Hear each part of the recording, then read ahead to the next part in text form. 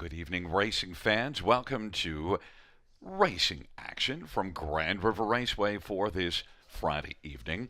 Our first race will go to post in approximately 17 minutes. The track condition listed as fast, the announcer listed as slow. Let's get a look at the changes, and it's going to be a very short look at the changes. I can tell you, there are no changes. But we'll go through the cycle just for the heck of it. Now, look, that 10 is just the also eligible. So no changes, race 1. Same story, race 2. In fact, I'm going to take a break because you know what? There are no changes. None whatsoever.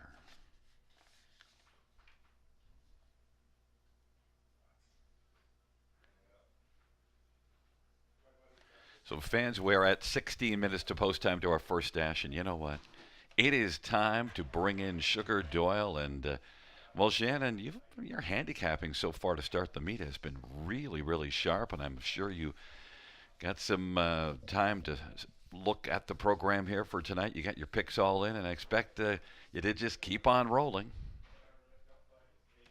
Oh boy, Gary. Hi. You know what? We had a pretty good night on Wednesday, and Friday might get a little tougher. We've got some trotters involved. I haven't had a whole lot of luck with picking the trotters there at Grand River Raceway last summer, and even into this brand new meet. But we're going to hope the good times continue to roll. But I, I I got Gary Guy pegged for a big night at the river. You know what? I think you might be pegging the wrong way. Look, you got to remember when we do this show, I'm here for comedic relief, and you're here to give people the wisdom. Oh boy. Well, you know what? I've seen a lot of horses already this week, Gary. Of course, two race cards in Monday, Wednesday at Grand River Raceway. I get down to Woodbine Mohawk Park yesterday morning with my colleague Greg Blanchard, and we did some primetime racing broadcasting for the rookies. The rookies are showcasing, and we had some rookies at Grand River Raceway Wednesday evening as well, prior to the action with some qualifiers. So great to see. It's an exciting time of year for those participating in Ontario racing and elsewhere. The babies are getting to the races, qualifying, and watched again some very good looking colts and geldings this morning again at Woodbine Mohawk Park. So the excitement is brewing for those young horses that we'll see going behind the starting gate for Permutual starts very soon.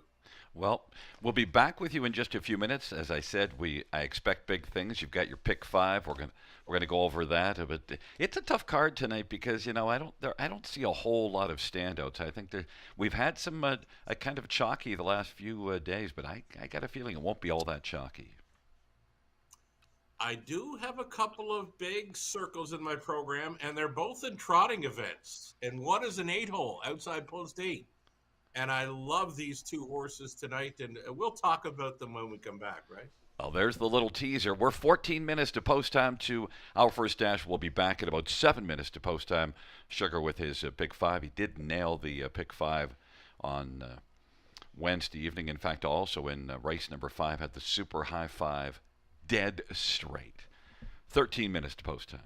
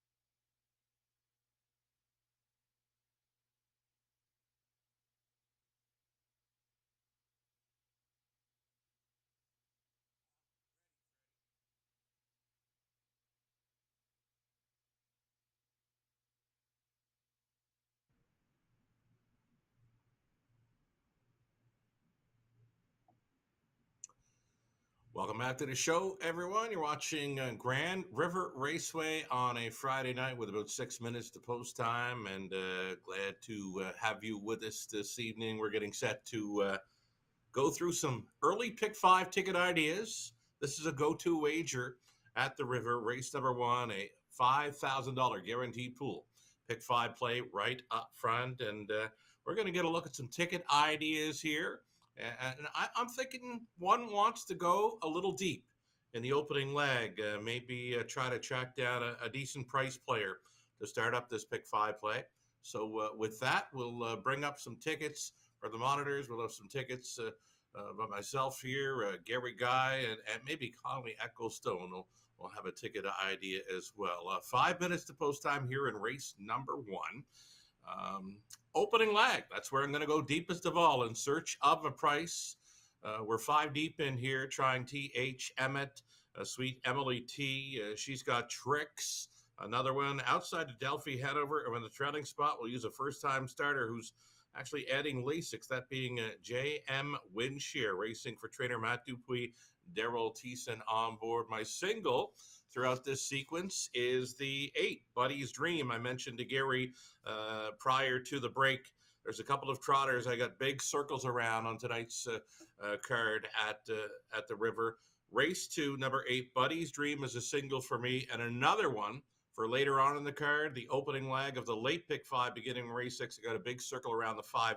Chip Happened for his season debut. Those are just a couple of trotters I got big circles around for tonight at the River. The middle leg, race 3 of this pick 5 sequence. We're back to 4 deep in there on Pacers with Steal My Sunshine, also using Bunny Rabbit Hustle at a post 3, and then the 5 and 6 being Night Dancer and Stylish Stella. Kind of get back to 3 deep in the 4th with the 2, 5, and 8. Resolve Indeed. Kayla's in charge. That dude on the outside. And then towards the end of it on race number 5, we are looking at the 2, Bozak, and 4, Better Than Never to close things out. We're looking at $24 the ticket cost on a 20-cent wager. And right now, the action appears to be on the one horse, T.H. Emmett, a 7-5 favorite, opening things up here at the River. Going to throw things now to Gary Guy. He's standing by with his early pick 5 ticket idea. And that one T.H. Emmett is my top pick in race number 1, but I also have the 3 and the 7, Jam Celebrity, and she's got tricks. I don't use the 5, Sweet Emily T, off of a break and second start of the year. I might regret that. I have a lot of regard for Mark Etzel, 9-1, but I'm in on the chalk. You know, we have 6 races tonight that we have a different top pick, so there's a lot of differences. That's good. That means we're not talking about it beforehand, right? Absolutely. And listen, also, Rob used to always calculate how many common tickets that we had in the pick 5. I can tell you right now, I can calculate it. 0, because in the second race, I didn't use Buddy's Dream. I have just Bluebird Twinkle and Muskie Man. So, yeah, we do not have any shared tickets, and we'll see how that unfolds. Race number 3, number 6, Stylish Stella, and Steal My Sunshine. So I only use a couple in there where you went 4 deep.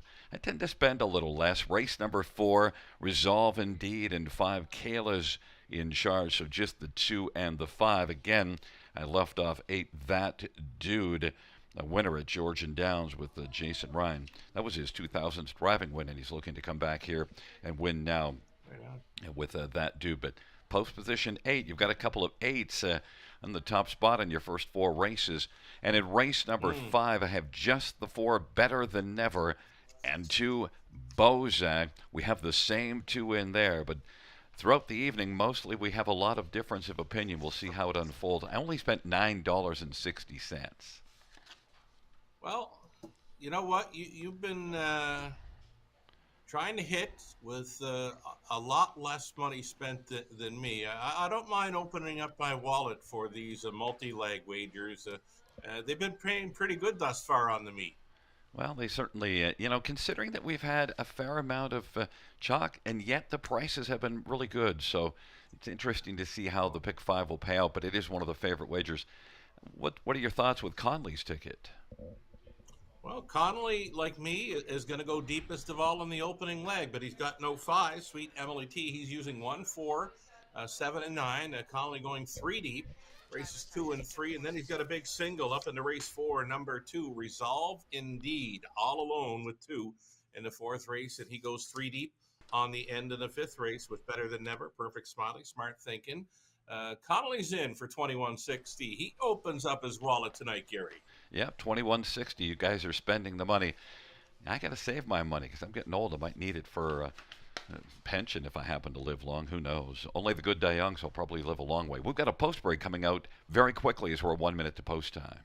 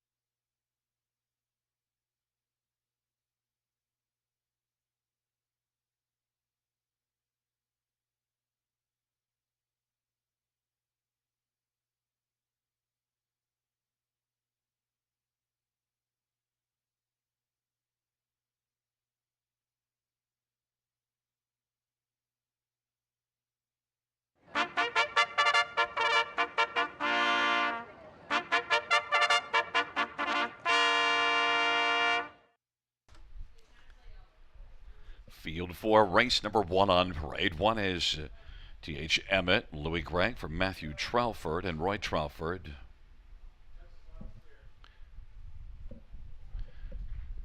Number 2 is Just Fabulous, Scott Kohler for Shane Weber and Tom and Elizabeth Rankin. Number 3 is Jam Celebrity, Brett McDonough for Steve Watson. Number 4 is I'm a Diva, Ryan Holiday for Paul Meekins and Saltwater Stable. And number 5, Sweet Emily T, Mark Hetzel Drives and Trains and partners with Lindsay Turner and Dawn Burnett. Number 6, Green Wings, J.B. Renault for Julie Walker and Murray Bradshaw. Number 7, She's Got Tricks, Garrett Rooney for Madeline Henry and Kingston Henry. Number 8 is Delphi Hanover, Sammy Filia for Brenda Lane and Scott McEnany, and Brenda Lane shares with Mark Lane in ownership. And 9 is Jam Windshear, Daryl Thiessen for Matt Dupuis and Joe Muskokaman. It's a field of 9, race number 1. We're just a couple of minutes to post time. We'll take a quick look at this field for race number 1, and we'll start with number 5, Sweet Emily T. You're sweet on this one. I was kind of sour because of that break and stride at Flamborough Downs. I might have been too sour for my own good. I'm all about the sweetness, Gary. Always have been. So, Sweet Emily T for me. I'll tell you why. I knew you were going to get a good price, so we're 10 to 1 right now. Sweet Emily T, as a 2-year-old, got around Grand River Raceway last September, a couple of miles in 2 minutes. 2 minutes flat, 2 minutes 1/5 there to nearly end her 2-year-old season. Now she's come back with 1 start. She's made a break over the half miler, but back to a track where she got around just fine, the big 5/8 at Grand River Raceway. So I'm going to give her a big shot to regroup off that break from last time. Again, she's back on the track where she trotted as a 2-year-old 2-minute speed, where many of these not quite showing that kind of get up and go early in their careers. These are pretty much maiden trotters here, a full field of 9 on the trot, and yes, indeed, maidens, all 9 of them here. And again, I like the chances, and I love that price, 9 to 1 for 5, Sweet Emily T. All she has to do, Gary, mind those manners. Yeah, and it's a good thing to note that both of those breaks that you see on the program page come on the half-mile track, and of course we're the 5/8 now. Number 7, She's Got Tricks, now has been mostly just a fringe player, but at least, at London you see a couple of thirds there. Yeah, we both kind of like this one for a top 2 finish. Both got her slotted in for the second choice, and there she is with the the trotting hobbles. We used to call them half hobbles back in the Maritimes, back in the day when we first spotted them around the early 80s, around the Maritime tracks. But trotting hobbles here for number 7. She's got Tricks, of course, a daughter of Trixton. She's been on the board 5 times thus far in 2025, and likely the most experienced of these as I quickly browse through the chart lines. Both 3 and 7, the most experienced of these maiden trotters. You know what drew me to number 1, T.H. Emmett on top, Louis Gregg for Matthew Trelford. After that 32-second opening panel in the qualifier, the next 3 quarters, really good. Yeah, come along pretty good. 28-4 on the end over the big track of Woodbine Mohawk Park. Was at Grand River Raceway last summer around the time where Sweet Emily T was, and was trotting up a pretty decent mile of 2 minutes 3/5 on the third last start of the 2024 season. This will be her or his seasonal debut. Green Manalishis, and Green Manalishis. One thing I've noticed about these trotters, Gary, very laggy, and this is a long-legged colt as well. T.H. Emmett, you might be onto something here at 7-5. I'll tell you another one that looks good off the qualifier is 9 Jam Windshear. That latter qualifier, the first half wasn't all that good, but the back half was pretty solid. Yeah, not bad. Made a move to the outside through that final half as well. Of course, is the first career start. Trainer Matt Dupuis has been on board for the qualifiers, but now picks up Daryl Thiessen for the career debut. Tough spot to win from at the river, that trailing spot. Tough spot to win from anywhere, really, trailing spots on harness tracks. And I took a flyer on 3 Jam Celebrity. 14 starts without a top 3. Just got a feeling, so I used that one on my pick 5 ticket, and yet is sitting at 10-1. We got maiden trotters, so it'll be interesting, but the money's on T.H. Emmett at 7-5. T.H. Emmett and Just Fabulous on the inside with Jam Celebrity. In the center, I'm a Diva and Sweet Emily T. To the outside, Green Wings. She's got Tricks and Delphi ahead of her. And the second tier, Jam Windshear. Field of 9. Race number 1. First dash on a fabulous Friday night as we are gathered at the river. Field 4, race number 1 is at the start of the rough, and Sweet Emily T leaves with Jam Celebrity. Just Fabulous along to the inside, and I'm a Diva gets out well. I'm a Diva's got the lead now. Just Fabulous is second, Jam Celebrity third, T.H. Emmett is fourth, and then Sweet Emily T is still on the outside, and now taking fifth is Jam Windshear. Sweet Emily T is sixth, and then Green Wings, and back to She's Got Tricks, and Delphi ahead of her. But I'm a Diva is a leader, 30-1 on the board.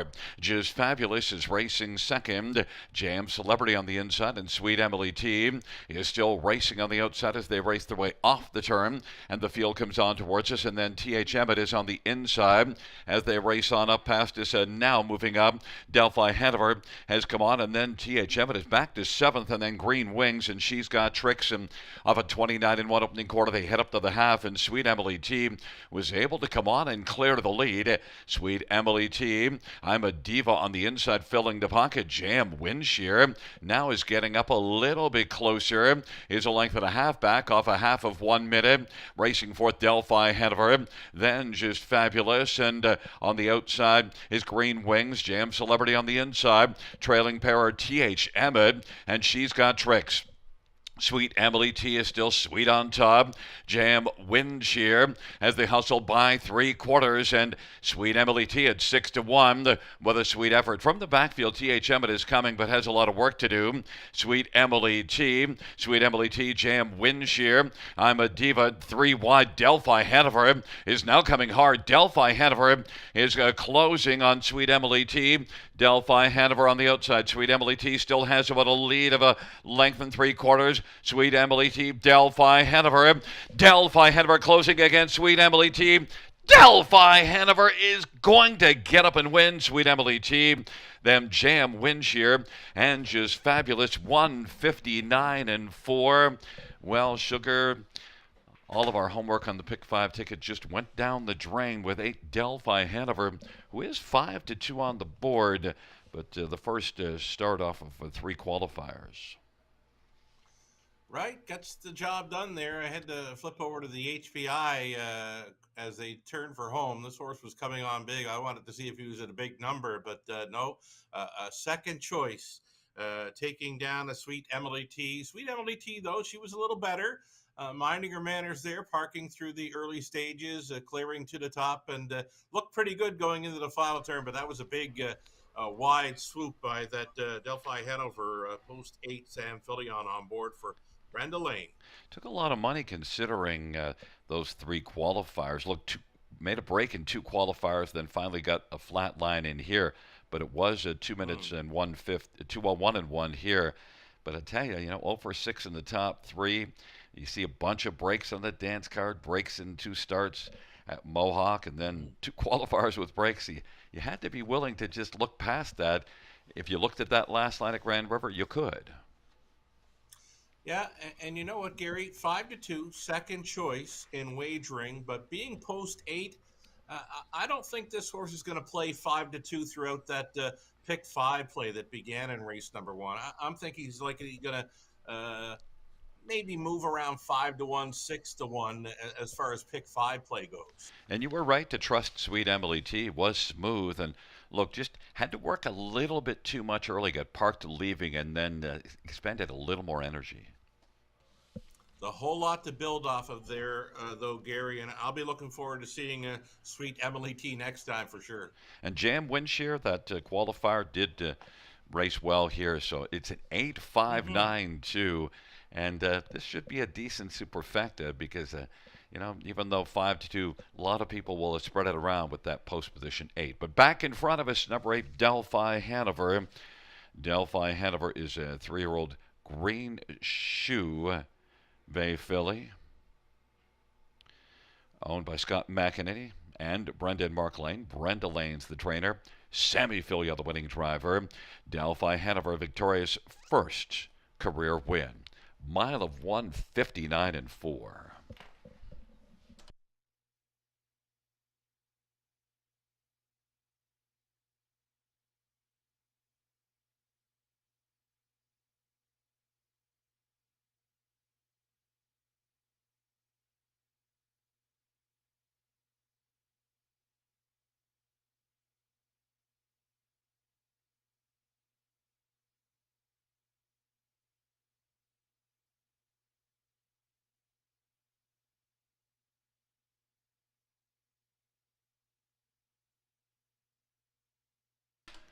First race payouts: 8 Delphi Hanover, 710, 510, 470. 5 Sweet Emily T, 980 and 530. And 3 Jam Windshear, 720. $2 exactor, 53.10. Dollar try, 160.45. Dollar super, 821.80. 20-cent supers, 164.36.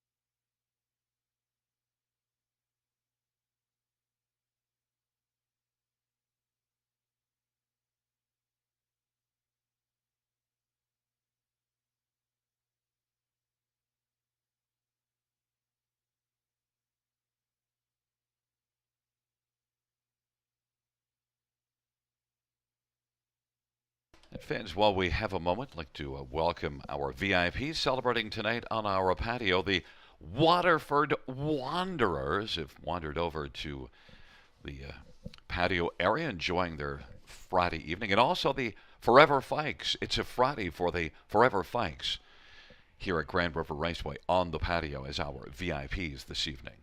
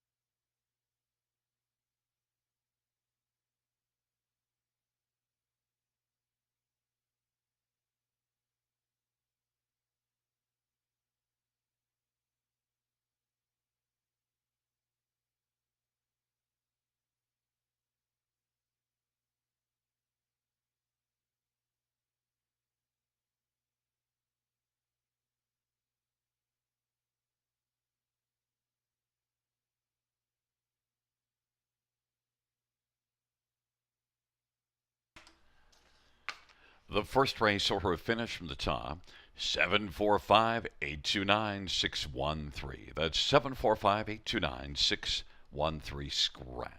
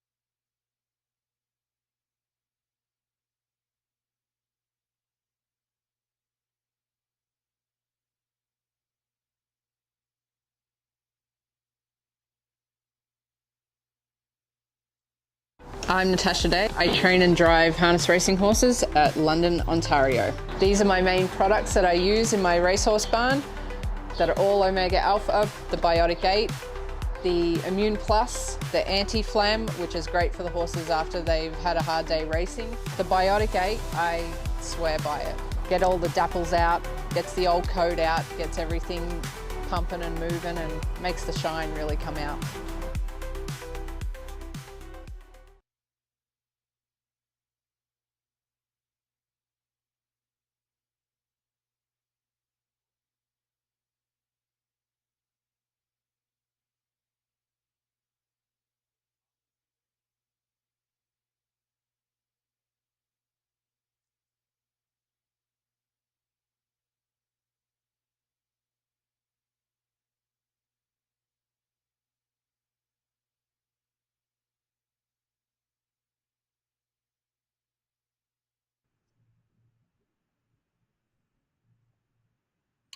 Alrighty, folks, welcome back to the show. You're watching Grand River Raceway, and we're about to start the pick four play.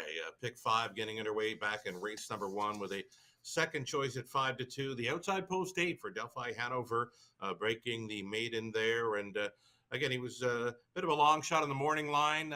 5-2 second choice, but I don't think he's going to play 5-2 throughout the pick five sequence. That began in race one. Let's talk about the pick four play now. Starting up here in race number 2, you got about 6 minutes left to think about it. This opening leg, I'm using my single. I'm using my best bet on tonight's race card. I got a big purple marker circle around number 8, Buddy's Dream, in this opening leg. He opens up as a lukewarm favorite here, the son of a Sognu Dream. Actually, it's the filly, the daughter of a Sognu Dream. Outside post to overcome, but we've already seen horses can win from post 8. Not a problem here at the river. 8 horse takes the opener, looking for the 8 to come right back here. My single to begin this pick 4 play. Again, a lukewarm favorite here at 5-2. Buddy's Dream has a ton of gate speed and gets the first time Garrett Rooney on board. There's drivers that I like to use when they're hopping on board first time. For the 5/8 and half milers around Ontario, I love first time Garrett Rooney. Over at Woodbine Mohawk Park, I love first time Doug McNair. Out west in Alberta, first time Brandon Campbell's been gold to me over the years. So first time angles for me are huge. And here we see Garrett Rooney with number 8, Buddy's Dream, my single all day long here. Race number 2 to start up the pick 4 play. We're going to go deepest of all in leg 2, race 3, where we go on to pace. This is a trot pace sequence for the pick 4. Again, it's 2, 3, 5, and 6. Steal My Sunshine, Bunny Rabbit Hustle, Stylish Stella, and Night Dancer, the 5, is also in there for the third race. Fourth race, Resolve Indeed. Kayla's in charge, winner of the London Classic Sales Series final on Camelot Classic night for Louis Gregg. And also including another 8 tonight, and that being That Dude, who Gary mentioned, Jason Ryan got that milestone 2000s driving win aboard That Dude over at Georgian Downs. Another 8 for me. I don't mind post 8.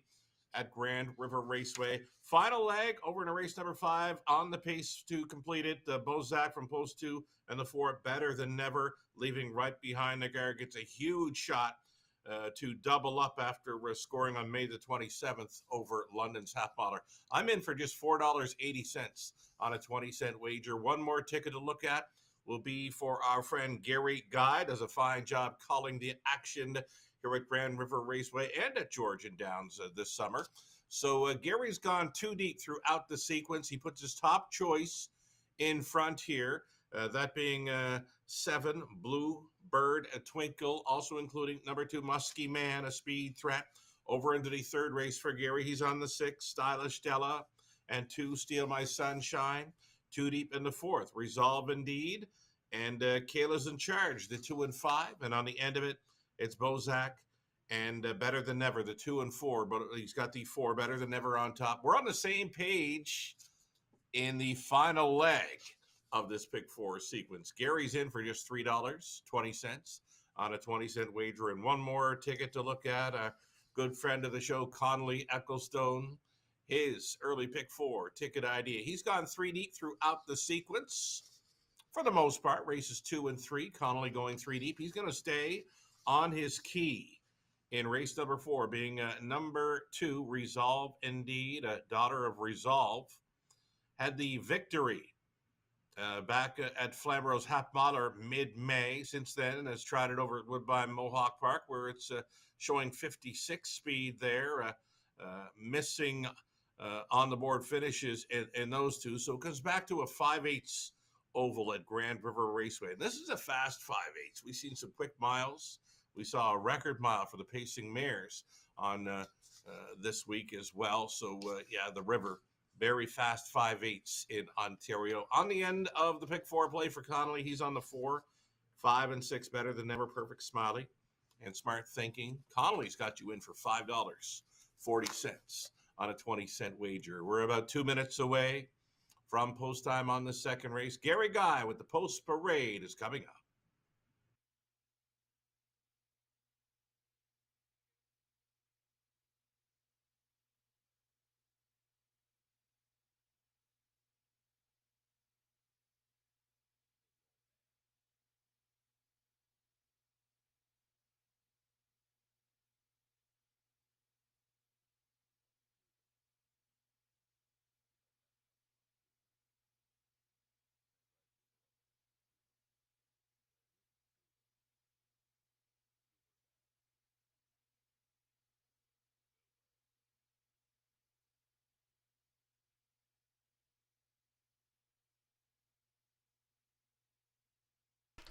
There is a look at our Paddock shot, brought to you by the Ontario Equine Education and Employment Program.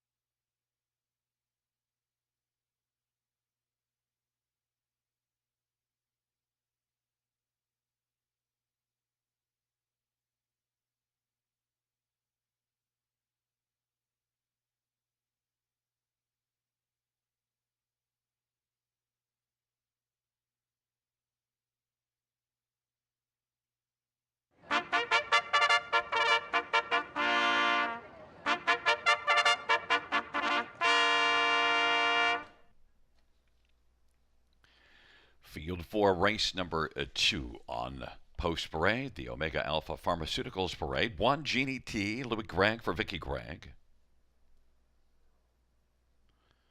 Number 2 is Muskie Man, Damian McClellan for Kyle Boston and Daryl Newbeginning, and Levi Kepfer.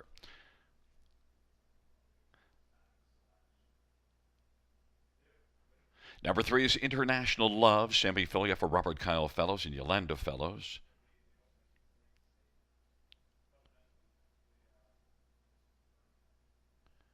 Four is Barbie Station, Austin Sorry for Sean Stacy and Diane Bertrand. 5 is Vowel for Vanna, Bruce Richardson for John Holding and Morley Bosworth.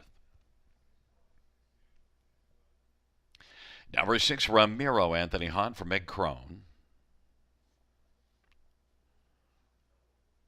Number 7, Bluebird Twinkle, Daryl Thiessen for Gerard Demers and Jer Merwan Antonio Tangretta.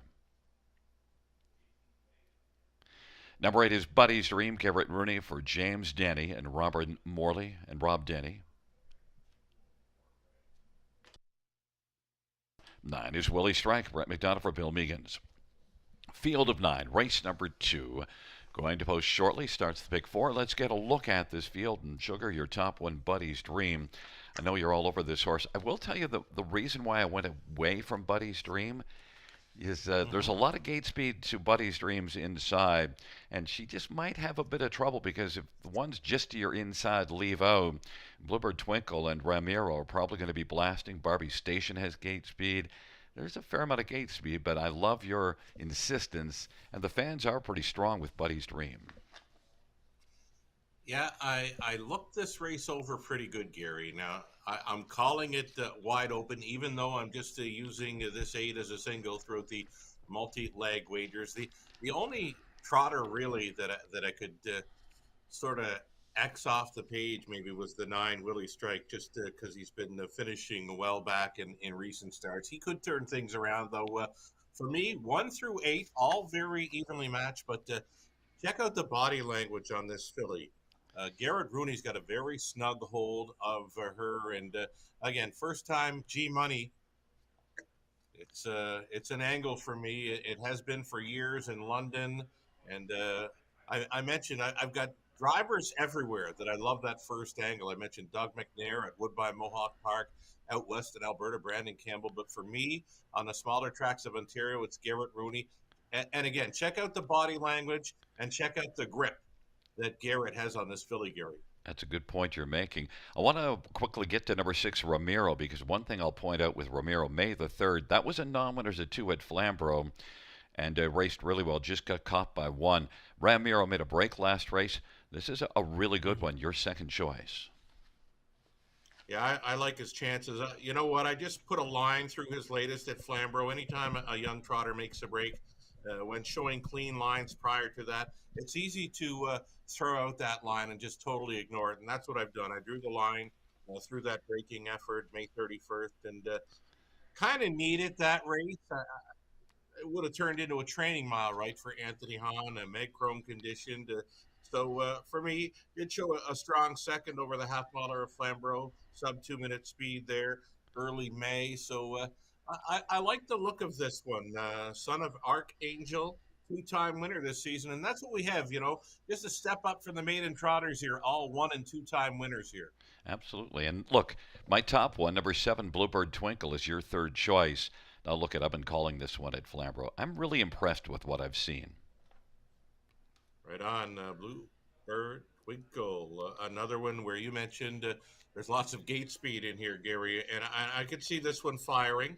Had the outside post 8 at Flamborough, found himself sitting second, or herself sitting second early. Last time out, a gate to wire romp. So I can see why you've got this one in your top spot. You're getting a heck of a price, Gary, 12-1. Now it's a baker's dozen. One that I did throw on that now dead pick 5 is 2, Muskie Man, your fourth choice. And last start at Mohawk, not great, but you saw this one at London.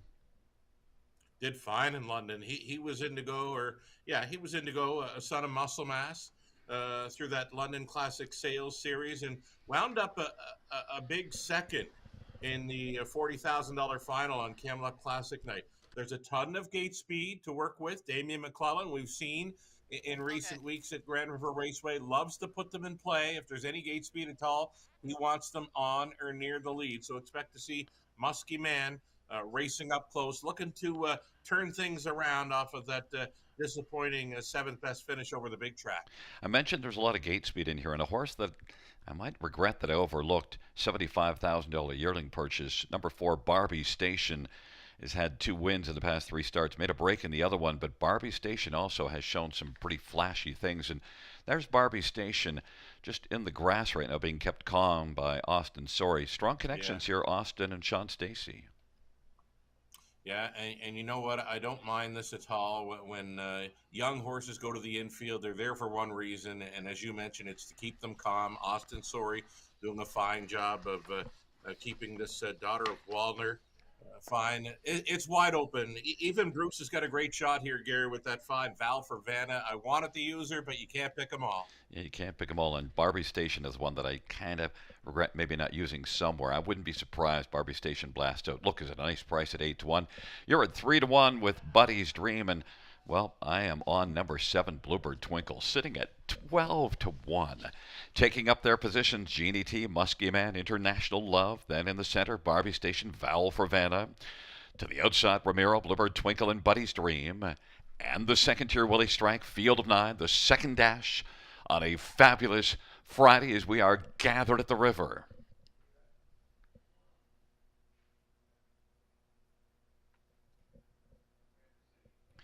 Field for the second race. In the backstretch, nearing the start. And they're off, and Bluebird Twinkle and Buddy's Dream from the outside, and also leaving is Ramiro.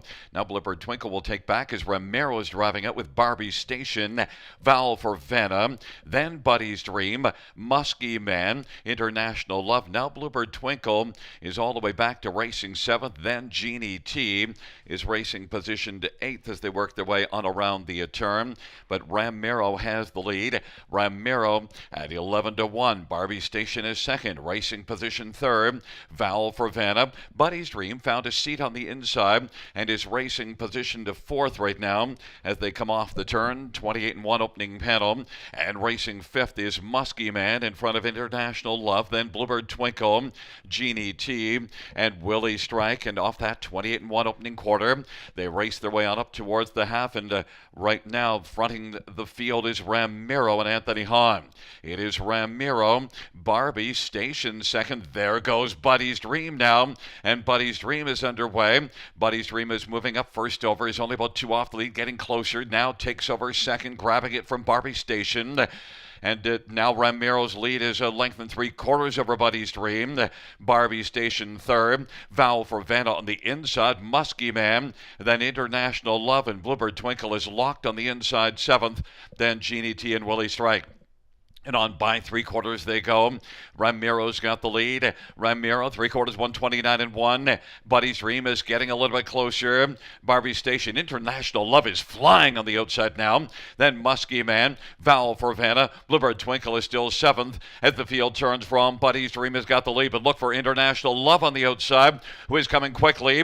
Buddy's Dream and International Love. Buddy's Dream has the lead. International Love trying to close. Buddy's Dream.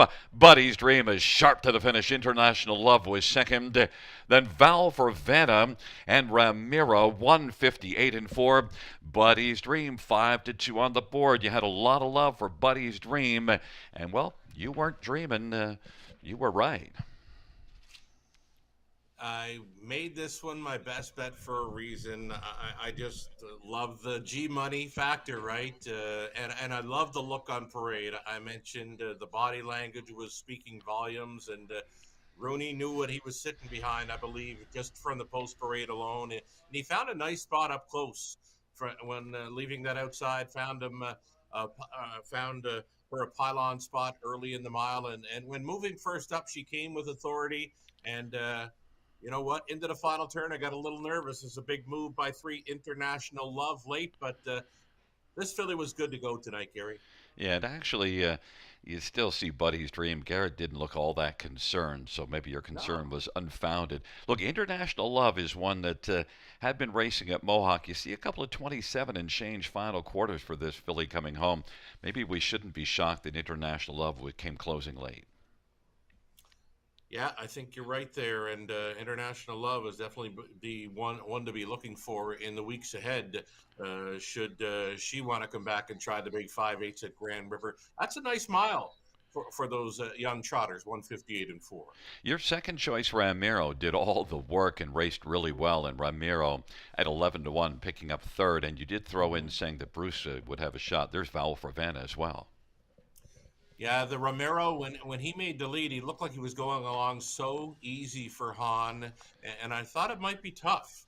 But going into that final turn, Buddy's Dream was stealing that hard away from the leader, and as mentioned, just looks so good on parade. Some of those horses just show it to you on parade, and so if you happen to be on track, it's a very good idea to take a close look at post parades, Gary. Well, you've kept the wisdom going this evening. Your top pick, Buddy's Dream, gets the job done at 5-2 and is back in front of us. 3-year-old Il Sango Dream Bay filly, owned by Robin Morley and Rob Denny and James Denny. James Denny is the trainer. Garrett Rooney is the winning driver. Buddy's Dream's second win in just 5 career starts. Victorious in 158-4.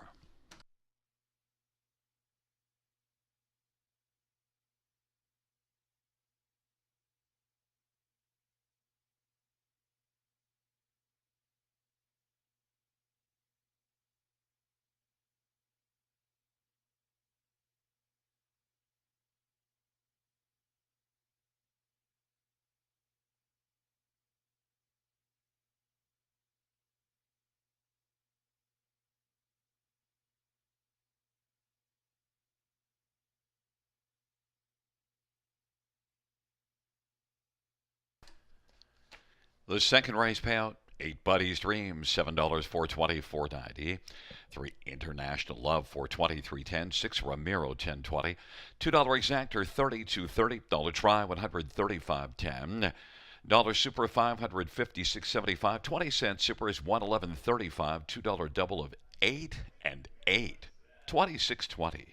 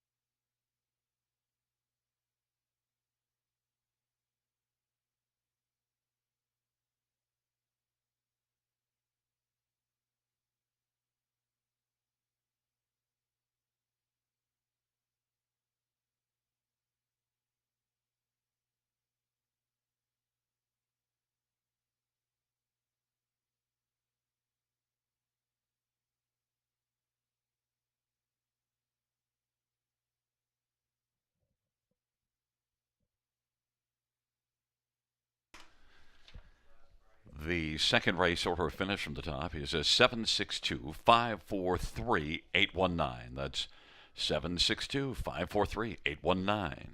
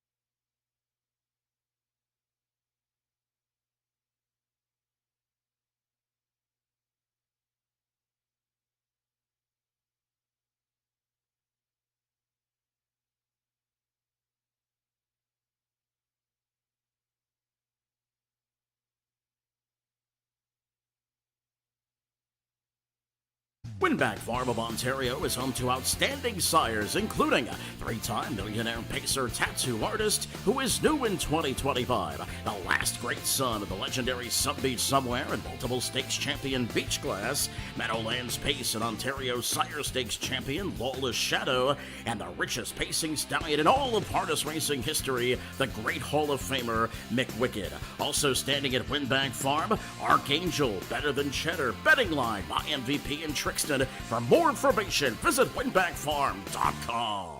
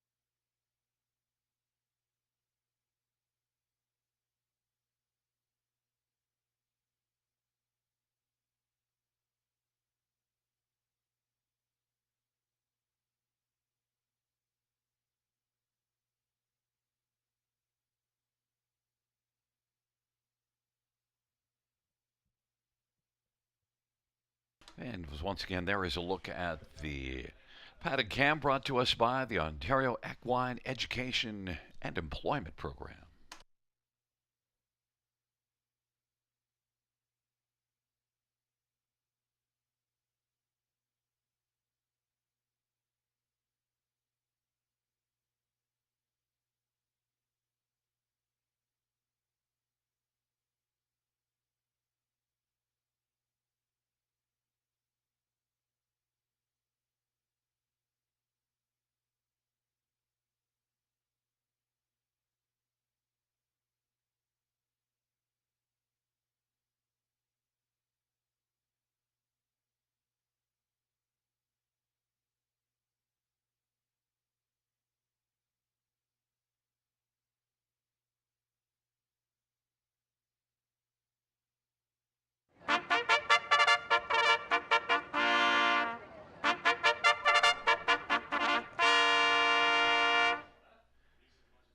Field for the third race on the Omega Alpha Pharmaceuticals Post Parade. And one is a pinch of salt.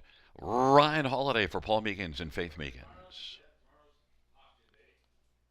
Number 2 is Steal My Sunshine, Jason Bryant for Madeline Henry. Number 3 is Bunny Rabbit Hustle, Daryl Thiessen for Ty Robillard and James Berry and Claire Berry. And 4 is Century Liberty, Louis Gregg for Matthew Trelford and Rick Breyer. Number 5, Night Dancer, Nick Boyd for Craig Bars and Nurko Sokolovic. And number 6, Stylish Stella, Brian McDonough for Frank Baker Jr. and William Stevenson and Paul Chapman. Number 7, Captain Chloe, Jay Harris for Caitlin Graham. 8 is Stilton Gold, Garrett Rooney for Harry Martin. And 9 is Better Than Awesome, Sammy Fillier for Cassidy Schneider and Steve Taylor, Dr. Steve Taylor. Field of 9, race number 3. Let's get a look at this field. And Shannon, well, I learned my lesson last race. I went against you, and well, that didn't work out. So I'm with you here with Stylish Stella. Plus, I can read a program. That last race looks not too bad. Yeah, that's a big trip over London. A winner by over 10 lengths in 158 and 1. Tyler Borth was going back on board for that steer. A heavy favorite on that occasion, and maybe meeting up with a somewhat similar competition. Brett McDonald, first time Brett on board, and I'll look for him to have her pointed in the early going. The outside seems to get favored there at Grand River Raceway for those gate blasting speed types. So Stylish Stella looking to get well spotted in the early going here. And right now, not a heavy favorite. I like her chances, and I like that price. Right now, it's 3-1. One that you can also like the price on is maybe a little bit, 3 Bunny Rabbit Hustle. This is one that was racing well at Flamborough a little further back, but it's kind of gone south the last couple.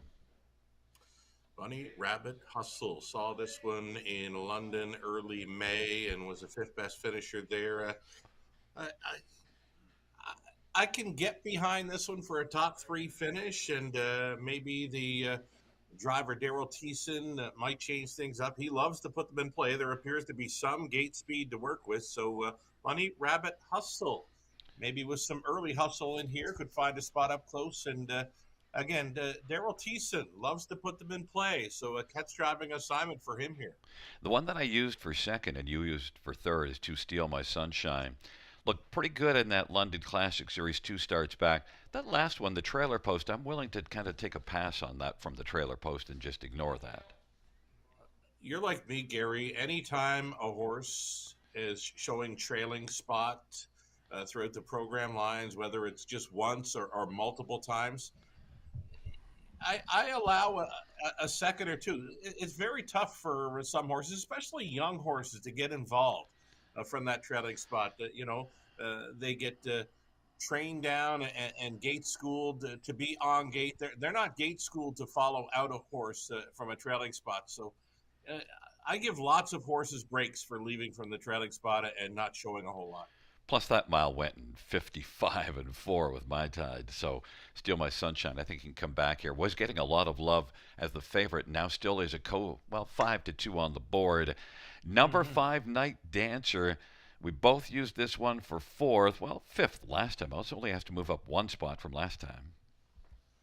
Here's the thing about Night Dancer, Gary, daughter of Dance and Lou. I chased this horse for a long while in London because she did show up with some pretty good miles back in March and into April, and then seemed to tail off. And I kept thinking, where's that A game at? Where's it gone to? So maybe the switch to the 5/8 can make things happen. Nick Boyd driving. As well, could shake things up a bit. So more than capable if she happens to show up with her A game. She could romp here, Gary. You know who might be offering some value is 9, Better Than Awesome. Now, look, has been racing consistently well. Trailer post could be a bit of a problem. This horse likes to race up close to the pace, but Sammy Fillion is pretty talented. He might figure out a trip for this one and then get more value than the 13-1 on the top board. I will let you have her, Gary. I'd like her more with her nose on gate. The problem for me is it's those final quarters, right? 31, 32 seconds on the end will not get you much for harness racing in Ontario. Well, I'm taking a flyer, just using this one on the ticket at 10-1. Sure. But we're both with number 6, Stylish Stella. We think that last race was a pretty stylish victory by 10 1/4 lengths. Taking up their positions, A Pinch of Salt and Steal My Sunshine and Bunny Rabbit Hustle. In the center, Century Liberty and Night Dancer. To the outside, Stylish Stella, Captain Chloe, Stilton Gold, and Better Than Awesome is moving out into the center of the gate to see who to follow out.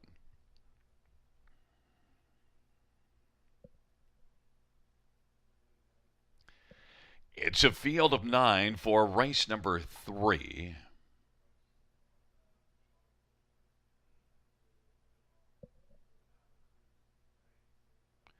And the field for the third race is at the start of the rough in Captain Chloe.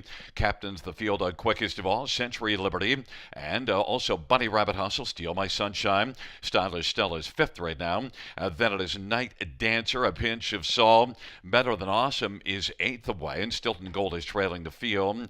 Captain Chloe at 19-1 as Jay Harris sends this one right to the lead. Bunny Rabbit Hustle second, Century Liberty third, and Stylish Stella right now has got a seat on the inside fourth in front of Steal My Sunshine, who is fifth for Jason Ryan as they come off the turn, rolling on past us. 26-4. It was a lively opening panel. Racing sixth is Night Dancer. Then further back, A Pinch of Salt, Better Than Awesome, and Stilton Gold. Off a sharp opening panel, they race up towards the half. Captain Chloe looks for a second panel breather. Leads at about 2 lengths right now over Bunny Rabbit Hustle. Century Liberty is third. Stylish Stella now steps to the outside. Half of 56 at 29-1 second panel. Stylish Stella's come on to take over third. Century Liberty fourth. Steal My Sunshine. Then Night Dancer. Better Than Awesome now is up to seventh. And then Stilton Gold and A Pinch of Salt is back trailing. They hustle on to 3/4. It is still Captain Chloe. Long shot at 19-1 who leads, but Stylish Stella now is styling and getting closer. Is only about a length back. And then Bunny Rabbit Hustle. Steal My Sunshine is also coming. And then Century Liberty, Night Dancer, and Better Than Awesome. 3/4 was put up in 125-3. Stylish Stella, Steal My Sunshine is looming on the outside as they turn from, and Captain Chloe on the inside on down the stretch where they come. Stylish Stella, Steal My Sunshine is looking to steal it from Stylish Stella. Steal My Sunshine, Stylish Stella. It is close, but it looked like it was Stylish Stella. On the outside was Steal My Sunshine as they battled hard to the finish. A mile of 150, 5-1. And reasonably close in the photo, but I thought it was Stylish Stella. Ooh, that was close, Gary. Very close. I'm not going to pick one or the other. For me, a little too close to call on my end, but you know the river much more than I do, especially from that announcer's post. But Stylish Stella, big mile, 55-1 would be a new best mark should she get there. Steal My Sunshine appears to like that big 5/8 at Grand River Raceway. The early ambitious fractions by the big long shot Captain Chloe, they caught up with her late, but she still managed to hold on to, well, a fifth spot for Well, she'll get paid. She'll get paid anyway for putting up those big fractions tonight. Goes home with a check anyway. But nice quick mile for those fillies. You know, a smart announcer probably would say too close to call, but heck, that leaves me out because, I've not been accused of being smart. So let's take a look at the slow motion. Robert used to love and look at this and then think that maybe I had it wrong. Here it comes. I need a post. Come on, wire, stylish Stella. Yes. All right. You know the slow mos too, so you're banking on the 6 stylish Stella. I hope you're right. 5-2 price is all right on that filly. Well, yeah, absolutely, because we both thought Stylish Stella, look, especially off 10 1/4, I would have thought that Stylish Stella was going to drop more than that. Same. I honestly thought she'd be about odds on or 6-5 in there, but for me, the price is right. And I wasn't sure what the odds were on this Steal My Sunshine.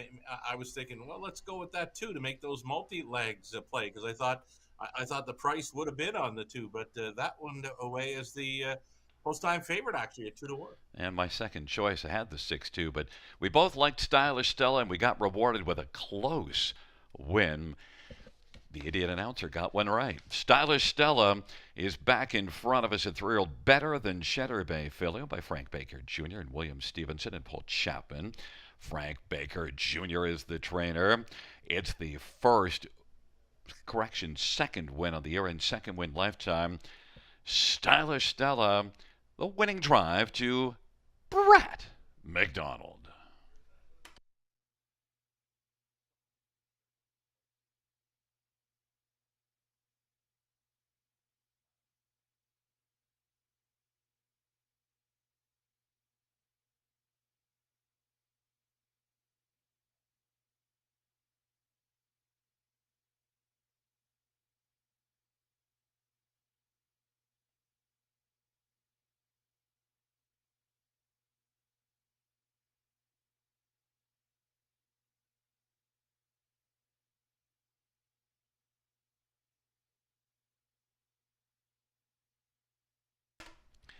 The third race payout, 6 Stylish Stella, $7, 370, 270. 2 Steal My Sunshine, 270 and 210, and 5 Night Dancer, 250. $2 Exactor, 24.90. Dollar Try, 33.30. Dollar Super, 102.85. 20-cent Supers, 20.57.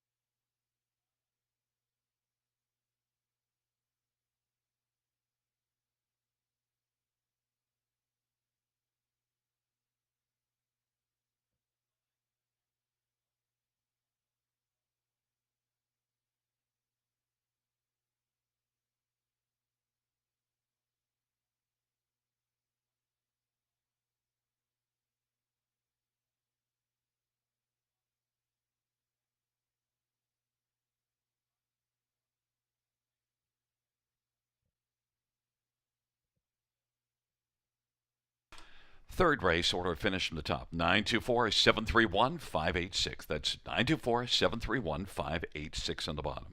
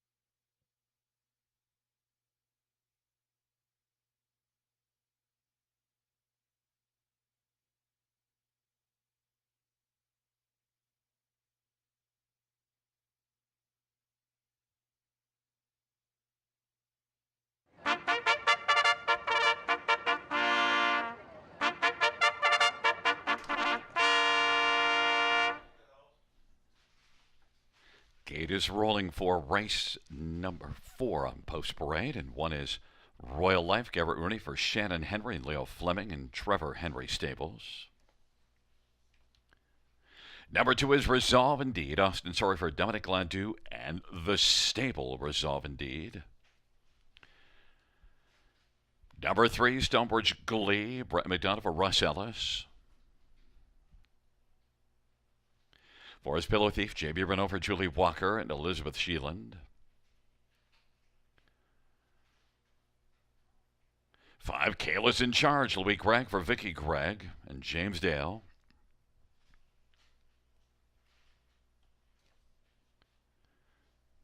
Number 6, Looks Like a Muscle, Scotty Kohler for Alan Fair and Elizabeth Fair. Number 7 is Wings of Green, Paul Davies, drives and trains for Nicole Davies.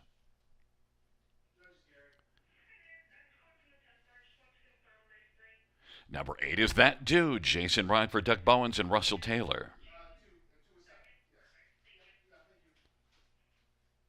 At 9 is Dark Hammock Road, Lauren House for Michael Hamlin. Field of 9, race 4, there's your Omega Alpha Post Parade. Omega Alpha, effective supplements through science, trusted since 1992. And you know who I trust in here? Sugar Doyle, who's going back to another 8, and That Dude. How about it, Shannon? Well, how about this, Gary? I don't know how good your memory would be for Grand River Raceway, but could you imagine the 8-horse winning 3 of the first 4 races at the river? It probably never happened on the half mile of Grand River, but we're on the 5/8 now since last season. Would you think the 8-horse would ever win 3 of the first 4 races? I feel pretty positive in saying that it's never happened. Okay, so I'm going to stick with That Dude. You mentioned earlier Jason Ryan got that milestone 2000th career driving victory. The form is really good right now for that dude. He's got a ton of gate speed. He appears to love a 5/8 track with wins over Kawartha, wins over George and Downs, and why not make it the three-peat over Grand River Raceway as a 5/8? Love the horse, love the price, 6-1. Let's go. The thing that scares me is his game is leaving. Well, we saw that earlier, so maybe that dude. It's just that sometimes if one's to the inside leave. Now, that one race where I thought there was a bunch of inside speed, one of the key ones that I thought would leave, took back, so that helped out. But still, that dude, the form is great. How about number 5, Kayla's in charge? I mean, there's one also that you have to be impressed because you've been watching this one at Western Fair. She has impressed me. This is a really nice daughter of my MVP. Came to us to prep for the London Classic Sales Series, was a winner and a second best finisher in the preliminary divisions of that, and then came in to win the final on Camelot Classic night, a $40,000 final. Right now, I'm guessing, probably betting, that that's Louis Gregg's highlight victory thus far in his young career. Well, certainly Louis is also one that I've seen drive pretty well in the past. And look, another one that I want to touch on is To Resolve Indeed. It's Austin Sorry for Dominic Gladue. This is one that's the 6-5 favorite. Is my top pick, and the reason why I've gone to Resolve Indeed is maybe I'm biased with the ones that I see. This one won a nominator to 2 at Flamborough, romped to victory, same as this class. Didn't get along with Mohawk the last couple. She's a looker, Gary. This might be the first time I have ever seen this Resolve Indeed, but what I'm seeing from the body language right now, I like your top selection here now. And I'm glad I've included her in the multi-leg wager here. I do have her pegged as a third best player, but I see you've got her on top, and the horse players are on her as well. What a fine-looking daughter of Resolve. Absolutely. One that I couldn't get to, but I can see it, is number 3, Stonebridge Glee, and Brett McDonough for Russ Ellis. It's been a little light this year, but Stonebridge Glee shows some recent form. I'm going to give her a break in the latest, where she finished well back in 9th, was 16 lengths behind. But the trips before that, Gary, nothing wrong with 55 and 56 speed over Woodbine Mohawk Park. Son of Muscle Mass, very leggy Son of Muscle Mass, and a pretty good price right now. Brett McDonald, already in the winner's circle, back in the third with Stylish Stella. Could come right back in here, stylish looking Son of Muscle Mass. Absolutely. And that's the one that you threw onto the bottom of the ticket. I'll tell you who I threw onto the bottom of the ticket is one Royal Life. And not quite the speed that Stonebridge Glee has shown, but at least 57-1 at Mohawk 3 starts back. And then also had a 57-1 November the 7th back last year. Did get a win last year also. Could be the first time G Money factor, right? I'm not sure if he was on board this one last season, but for sure has not driven this one in the 2025 racing season. Just trying to find some form, right? But maybe Garrett Rooney makes the difference. You can see he's got a pretty good hold of this one as they get set to go postward. Yeah, it's 8-1 on the inside. So right now that To Resolve Indeed is the 6-5 betting favorite. And number 8, That Dude, your top one, looking to have 3 post-8 victories in the first 4 races. That Dude, off of back-to-back wins. What do you think of 6-1 on That Dude? Oh, I'd definitely be lining up. I'd be running to the windows right now and putting $10 or $20 to win on this horse. If he could find any kind of spot up close, I'm looking for him to sit in the top 3. If he can do so, gets a big shot to win easily here, Gary. Well, it's Royal Life and Resolve Indeed and Stonebridge Glee on the inside. In the center, a Pillow Thief and Kayla's in charge. And to the outside, looks like a muscle, Wings of Green and That Dude. And the second tier, Dark Hammock Road. It's a field of 9. It's the 4th dash on a fabulous Friday night as we are gathered at the river. And the field for the 4th race. The 4th race trotters moving in position.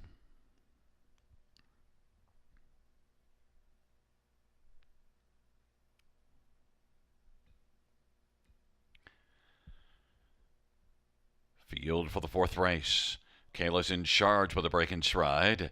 And it is Pillow Thief who gets out well with Stonebridge Glee. Royal Life, and also timing the gate is Resolve Indeed. Royal Life, Resolve Indeed, and Austin Sorry tries to time the gate and is doing well. And now he's going to press on and grab the lead. Royal Life went a little bit rough there, but is continuing to trot. And then Stonebridge Glee is third. Pillow Thief is fourth. Then it is back to Dark Hammock Road, and looks like a muscle is further back as they race off the turn. But Resolve Indeed has the lead. The advantage right now is about 2.5 lengths over Royal Life, who's racing position second. Stonebridge Glee is third as they come on towards us, and then fourth is Pillow Thief. Racing position fifth is Dark Hammock Road. Then Looks Like a Muscle and Wings of Green, and that dude has a lot of work to do. Racing second from last in front of Kayla's in Charge, who made an early break in stride, and it is Resolve Indeed, who's 4-5 on the board. And Austin Sorry, 28-4 opening panel, racing on up to the half. Resolve Indeed, 59-1, a 30-2 second panel breather. Royal Life is second. Stonebridge Glee is third. Now starting to roll on the outside is Dark Hammock Road. Pillow Thief is fifth of the inside. Looks Like a Muscle, Wings of Green, and that dude. And then further back is Kayla's in Charge, and off stride Looks Like a Muscle. Now that dude is underway and has moved up to take over fifth, and his closing has a lot of work to do, but is getting closer. And sixth is Wings of Green. On by 3/4, Resolve Indeed. 1:28.3 the 3/4 time.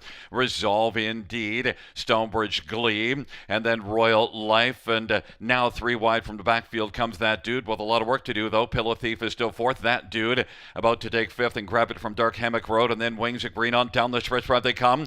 Stonebridge Glee and Resolve Indeed. Stonebridge Glee is singing now. Stonebridge Glee, a gleeful drive by Brett McDonald to win. Then it was Royal Life and Resolve Indeed, and that dude 157-3. Stonebridge Glee. Brett McDonald with 2 wins, and well, you're a bottom pick of the top 4. Gets the top of the top 4 here. Oh boy, Gary, how many times has this happened to me in this meet? We're only getting started in this meet, but this has happened a number of times on my multi-leg wagers, where the fourth horse I picked has come in and won. And here's a 10-1 shot that I don't have in my multi-legs, but looks fine on parade. Well, you can't take them all indefinitely. No. Brett McDonald put this horse in action, gave a confident steer, and Resolve Indeed, I mean, had a lot of resolve, but still not enough to hold off Stonebridge Glee. I honestly thought Austin was going to go all the way in there. Looked very sharp on the lead, and Austin appeared to have still pretty good amount of horse following the half mile, but they come to that one late. A very leggy Stonebridge Glee, the stylish-looking son of Muscle Mass. Brett McDonald was an early driving double. G-Money might have got the deuce there, Gary. I think he did. And also, the reason why I would have thought Resolve Indeed was going to drive on, 59-1 was a nice right fraction, which also made it difficult for that dude because they went a slow half and then a much bigger back half. So he raced well to be fourth, but he just had too much work to do. Here's the thing. Put a big circle around that dude for anywhere he shows up next time. He was trotting huge going into the final turn, gaining ground. Then he got checked up to sit behind a horse there for about 5 strides, and then he tipped widest of all for the drive home. Still managed fourth. So for me, that dude, I would have liked to see him show some early speed, but wasn't really interested in wanting to be up close in that one. Well, we both used a horse for fourth that wound up being in the top 2. You threw in the 3, and I threw in the 1, Royal Life. So with the right idea, but just not quite confident enough.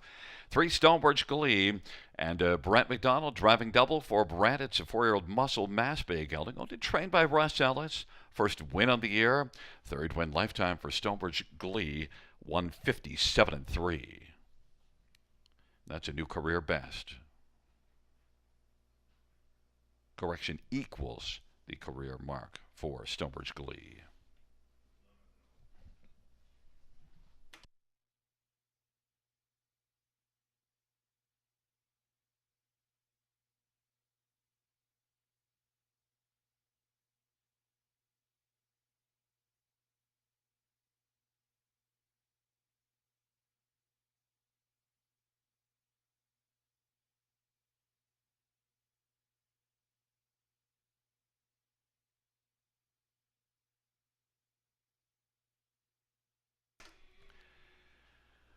The fourth race payouts, 3 Stonebridge Glee, 2230, 790, and 340. 1 Royal Life, 2630 and 880. And 2 Resolve Indeed, 220. $2 Exactor, 291.20. Dollar Try, 525.20. Dollar Super is 1184.35. 20-cent Super, 236.87.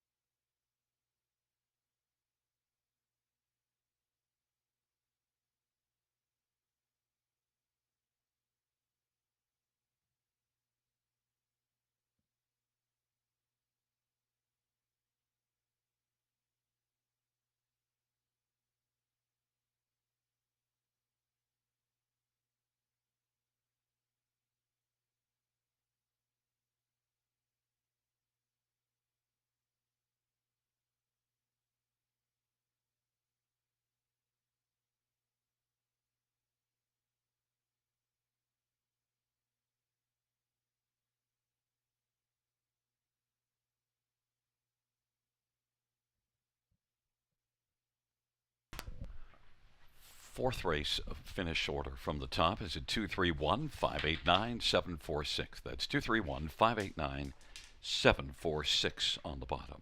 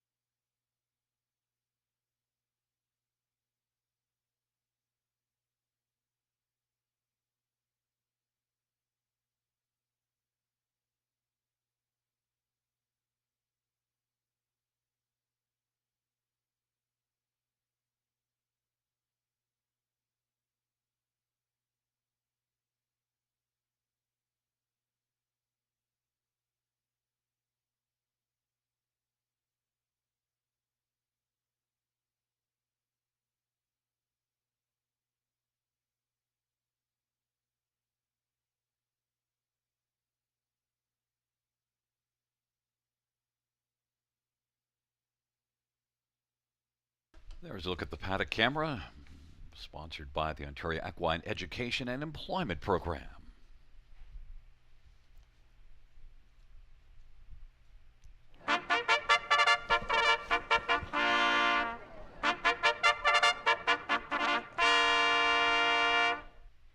Field 4, race number 5. On parade 1, Secret Seamus, Jason Ryan for Stephen Doyle and Christine Doyle. Number 2 is Bozak, Sammy Filia for Brenda Lane and Mark Lane and Anthony Lane. 3 is Unlaced, Nick Boyd for Blair Burgess and Corinne Olson Burgess. 4, a Better Than Never, Austin Sorry for Francis Guillemette and Jean Drapeau. 5 is Perfect Smiley, Nick Stewart for Peter Christie.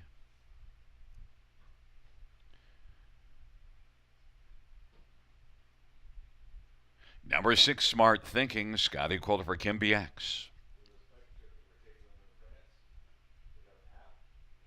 Number 7, Jafar Dulac, Brett Madonna for Jim and Doreen Flynn.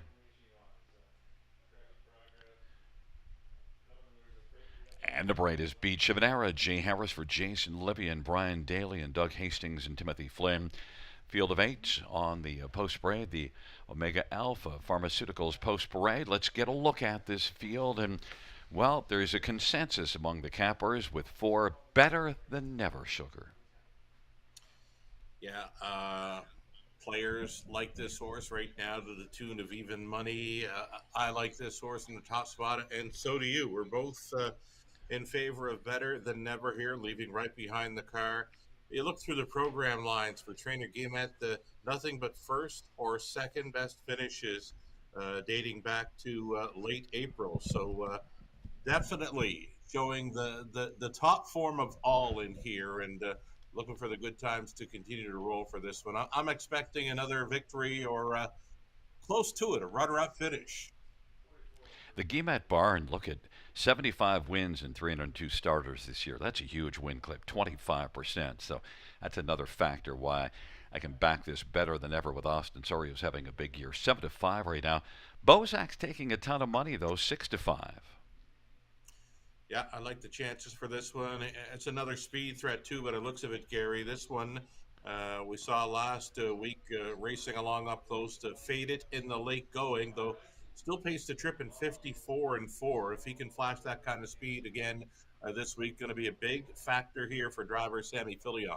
Yeah, I do expect a bounce back because I've seen some nice starts from Bozak, including a romping win April the 17th at Flamborough, and has shown good improvement in terms of speed. And overall, Bozak has 5 wins in 20 starts.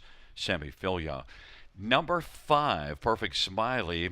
Well, third at Sarnia last race. You've got this one pegged for third. It's also the 4th start of the year. Yeah, 4th start of the year, so rounding in the form, right? Nick Stewart staying on to drive for trainer Peter Christie. This was a busy racehorse last season, 36 starts through that campaign in 2024. Took a light best mark of 54 flat over Woodbine Mohawk Park. Got over Sarnia's 5/8 last time out at 58-4. Nice final quarter speed in there. Double-digit odds currently. Just got him pegged as a high 5 player. I don't see him getting up there in the top spot, though. Should he win this race, $3,200 coming back on a 20-cent pick 5 wager. Number 1, Secret Seamus, is one that I wouldn't want to use right now on top. 1 win in 21 starts, but I definitely want to use this one on the ticket somewhere. I used for third, you used for 4th, and beaten just a neck last time out at London. Those that would like to see a pick 5 carryover would like to see the 1, Secret Seamus, win this race. Now, Jason Ryan just missed back in race number 3, got photoed out with Steal My Sunshine. Stylish Stella was on top in there, but the Secret Seamus would throw a wrench into things for the pick 5 play. He would force a carryover should he get the job done. He took early action here, but now he's gone way up to 23-1. And one you probably have to use in the high 5 only because 4 consecutive finishes in the top 4 is number 3, Unlaced. Great check getter. I know this one well from London, and Nick Boyd hops on board for trainer Blair Burgess. Yeah, price player to hit the high 5. I like the chances. And that price is a healthy 23-1. But number 4, Better Than Never, now has dropped down to 4-5. Our consensus among the handicappers as the one to beat. Secret Seamus and Bozak on the inside with Unlaced in the center. Better Than Never and Perfect Smiley to the outside. Smart Thinking, Jafar Dulac, and Beach of an Era. It's a field of 8 for race number 5 on the 5th dash on a Friday night at Grand River Raceway. We're having a grand Friday evening as the horses are into position for the 5th race.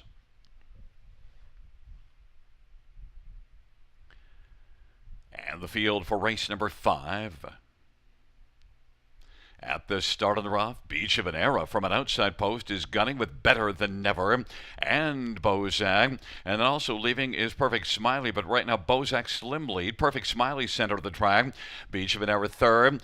Better Than Never went off stride. Secret Seamus is 4th and Unlaced is 5th. Then Smart Thinking, Jafar Dulac, and Better Than Never, the favorite at even money, broke stride and is trailing the field. Beach of an Era has got the lead right now, but driving is Bozak and Sammy Filion. And Bozak now is going to stick handle up and take the lead. And Beach of an Era is racing 2nd. Perfect Smiley 3rd. Secret Seamus is 4th in front of Unlaced, and then Smart Thinking and Jafar Dulac. 27-1 opening quarter. Bozak has the lead as they work their way on up towards the half, and Bozak is in front of Beach of an Era, who's racing position 2nd at 19-1. Now to the outside, gaining ground. Secret Seamus has come on to take over 2nd, half of 57. Bozak, Secret Seamus is looming. Beach of an Era 3rd. Now Smart Thinking is getting up a little bit closer and is racing a 3rd. 4th is Beach of an Era. Jafar Dulac, and then Perfect Smiley and Unlaced. It is Bozak trying to hold off Secret Seamus. Bozak 6-5 on the board. Secret Seamus 23-1.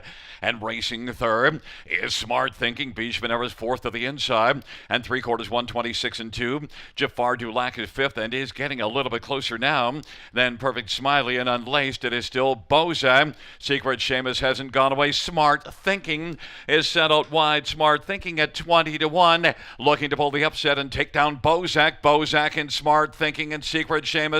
Smart Thinking on the outside. Smart Thinking and Scotty Calder has got a lead against Bozak on the inside. Smart Thinking and Bozak. Smart Thinking wins it. Bozak was 2nd. Unlaced 3rd. Then Jafar Dulac finishing 4th, 156-1. Smart thinking. If you took smart thinking here in the fifth race, smart are you. Sugar, we aren't.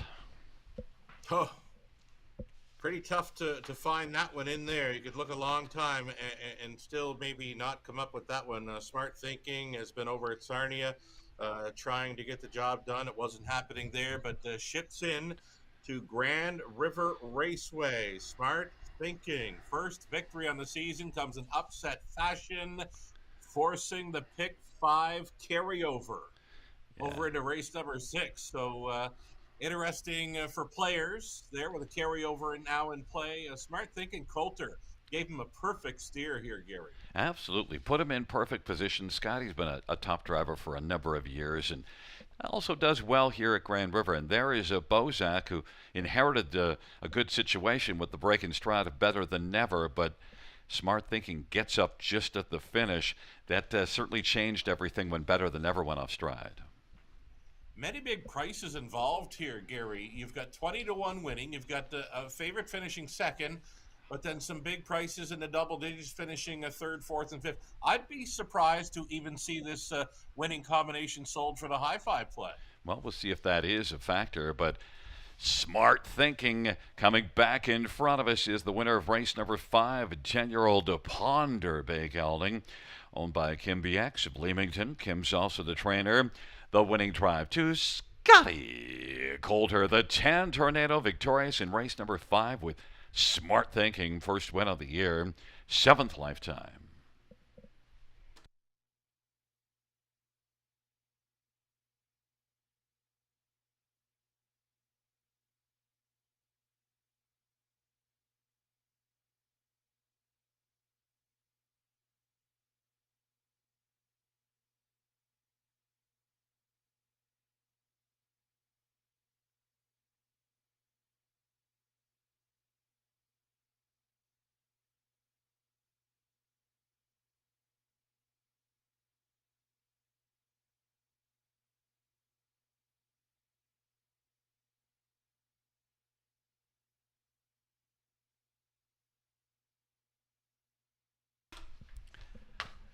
The fifth race payouts, number 6 Smart Thinking, 42.40, 14.30 and 8.20.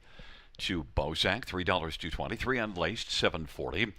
$2 exactor, 111.80. Dollar try, 316.95. We'll have a high 5 carryover also of 2,455.73. 20-cent pick 3, 327.36. 20-cent pick 4, 2,510.35. And we'll have a pick 5 carryover of $4,402.29.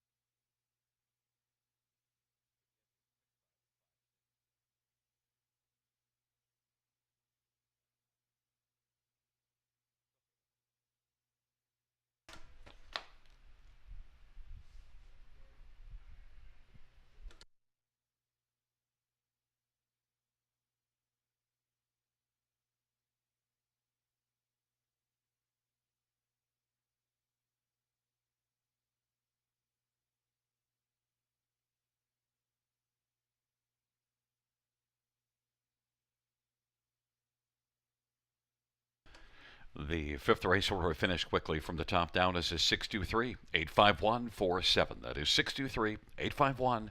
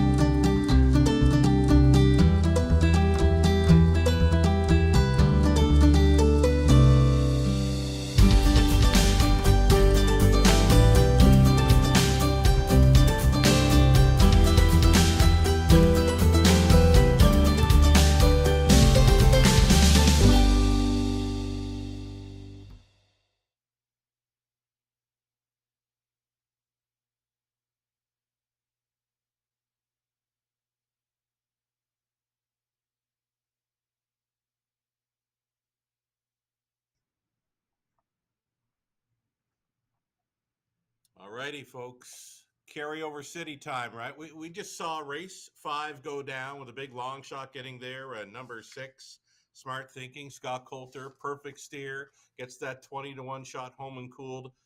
No live money to that one on the end of the pick 5 play, and forcing the pick 5 carryover that starts up right here in race number 6. So this is a must play. If you're playing any harness racing throughout North America this evening, this is a play you want to be in on. The pick 5 carryover, 4,400 and change, add it to this pick 5 pool race 6. One more to think about is going to be that high 5 finale. Non-jackpot wagers here at the Grand River Raceway. The high 5 finale is now going to feature the carryover as well, almost $2,500 carryover money added to that 10th and final race high 5 pool. So let's get a look quickly. Pick 5 ticket ideas. Again, this one featuring the carryover now. Pick 5 ticket ideas. Starting up race number 6. Here we go. We're on to the 3, 5, and 8. Actually, yeah, that's Connolly's early pick 4. Here we go. My late pick 5. I'm too deep in there with a 5, 6. Love this 5. Chip happened. I know the connections are very excited to get back to Grand River Raceway with Chip happened. He was our 3-year-old trotting colt or gelding of the year in London for 2024. Very nice trotter. I love him. I got a big circle around him in my program. We're also going to try a big long shot of number 6, Pahokee. Big long shot for now. I just don't see it going away as a long shot as we get near post time. We're 3 deep, races 7, 8, and 9. 2 deep on the end in race number 10, going inside the Maximus BG and the 7 Opulent Dragon. If you can take down this late pick 5, you're going to get paid regardless. We've got the carryover in effect. And this is not an easy sequence, folks. The pick 5 carryover in play. We're going to wrap it up here because we've got a post parade coming right up very soon, folks. Best of luck on the pick 5 carryover.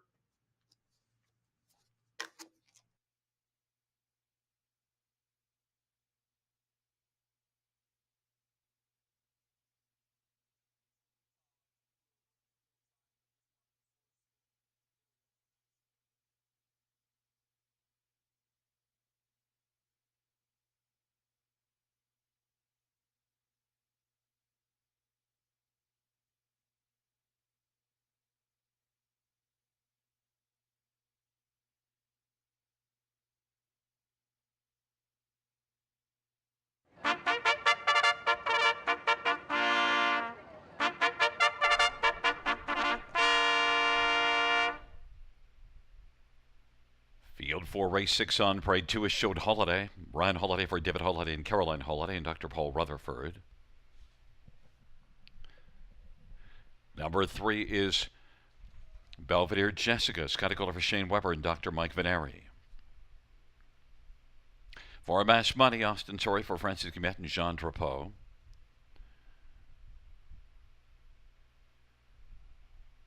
Five is Chip Happen, Daryl Cheeson for James McCaig and Jan McCaig.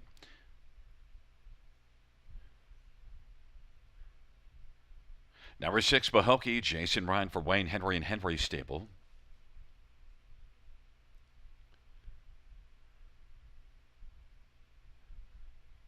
Number 7, the Barracuda semi-filial for Gerard Demers and Antonio Tangretta and Ron Nobes. 8 is Uncle Douglas. Mark Hetzel drives and trains for Rick Ryer and Paul Burrick. 9 is PC Peterbilt. JP Renault for Julie Walker and Peter Clements. And note that 1 is Massive Gold, Bruce Richardson for Sandy Lawrence, and there goes my pension stable.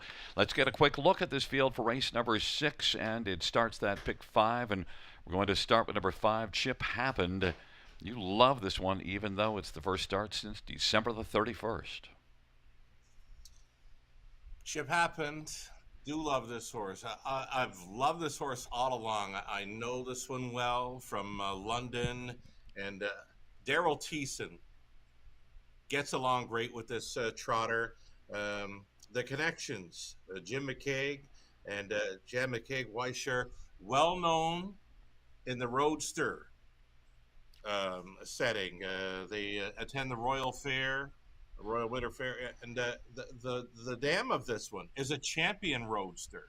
But they love this Chip Happened as a standardbred, and they are very excited, I would assume, to have this one back at the river. The trotting hobbles are staying on, of course. The layoff doesn't bother me, Gary. This trotter's had 3 qualifiers, so I don't see the layoff playing a factor at all. I think this horse is going to be good to go right off the bat. Again, big purple marker circle around Chip Happened here in race 6 to start up the pick 5 carryover, Gary. What bothered me was the break here at Grand River and then one at Hanover, but the last one at Hanover, much, much better. 28-4 final quarters, so maybe they got things ironed out. Number 4, Mass Money. That's a good start last time out at Flamborough. Blasted out well from post 7, stuck around for second. Yeah, it's a pretty good trip. 58-4 speed over Flamborough. Mass Money, I got pegged as a top 2 or 3 player here. I know you like him for the Deuce, or her for the Deuce. Daughter of Mass, Muscle Mass. I'm tongue-tied because I'm very excited to see Chip Happen. I have to tell you, I'm very excited to see Chip Happen starting back. So anyway, let's go back to this for Mass Money, coming in off the second best finish. There's that combination of Austin Sorey, Francis Guillemette, a strong combo at any smaller track in Ontario. I took number 6, Pahokee, to win. I might have some second thoughts because the one thing with Pahokee, a little bit not so photogenic. Yeah, but the form is really good right now. Another one we got to know well in London for the London Classic Sales Series and got into the final to finish in the runner-up spot. As a big long shot in there. Some of the favorites were making early breaks in that one, but this one is a good, honest trotter, well-behaved, and again, the form is really good. 3 straight runner-up finishes, and now on to the big 5/8 at Grand River Raceway. 11 starts, 8 top 3 finishes. Think about it. Number 9, PC Peterbilt, is one that 4 wins in 13 starts and qualified here. Good qualifier here. Decent qualifier, but it's the start off a layoff, and then it's that trailing spot. Again, tough spot to win from, or even be second or third in here. So I've used this one in the 4 spot, same as you, Gary. Well, enjoy watching your Chip Happen. You've driven this one down to 2-1 because people know that your picks are pretty sharp. But I went a different angle. I'm going Pahokee, trying to get this one to break through. A little win shy, 1 win and 6 runner-up finishes on the year and 1/3. But it's Mass Gold showed Holiday, Belvedere, Jessica to the inside. Then Mass Money and Chip Happened in the center. To the outside, Pahokee, the Barracuda, Uncle Douglas, and the second tier, PC Peterbilt. Field of 9 trotters for the 6th. And the field for the 6th race is at the start of the rough, and Chip Happened and Mass Money got out with Belvedere Jessica, who's leaving, and along with Showed Holiday. So Belvedere Jessica has the lead right now. Mass Money second, Showed Holiday third, Chip Happened fourth away. Then PC Peterbilt and Pahokee is still on the outside. Mass Gold on the inside. And now Pahokee is racing seventh and still caught on the outside. And then it is back to the Barracuda and Uncle Douglas. And they race past that opening quarter. Belvedere Jessica at 40-1. Scotty Coulter on top with this long shot. Past the quarter, 28-4.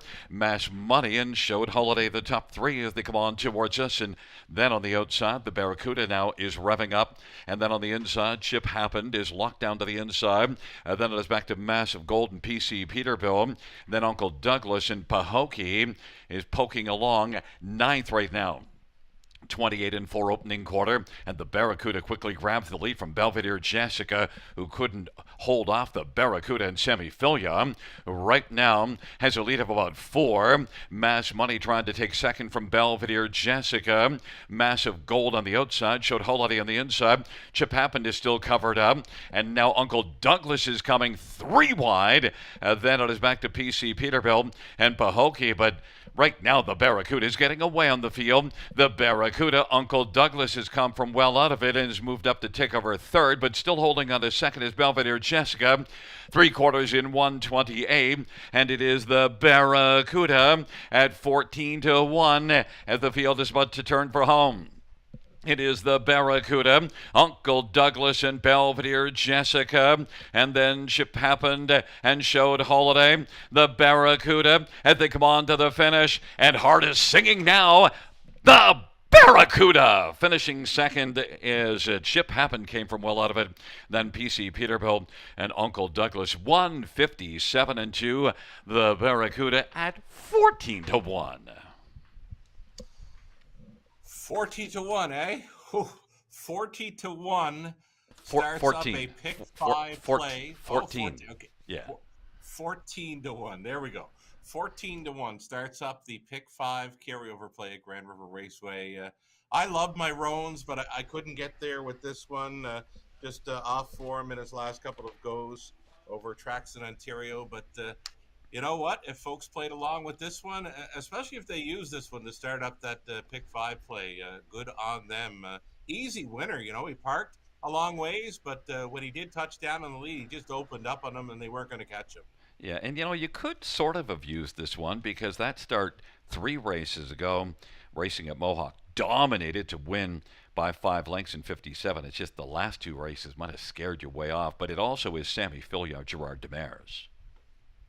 Right, a strong combination, right? And the horse of a different color getting the job done. Again, I've always loved my Roans, and there's not many of them around now, Gary, versus maybe 40, 45 years ago.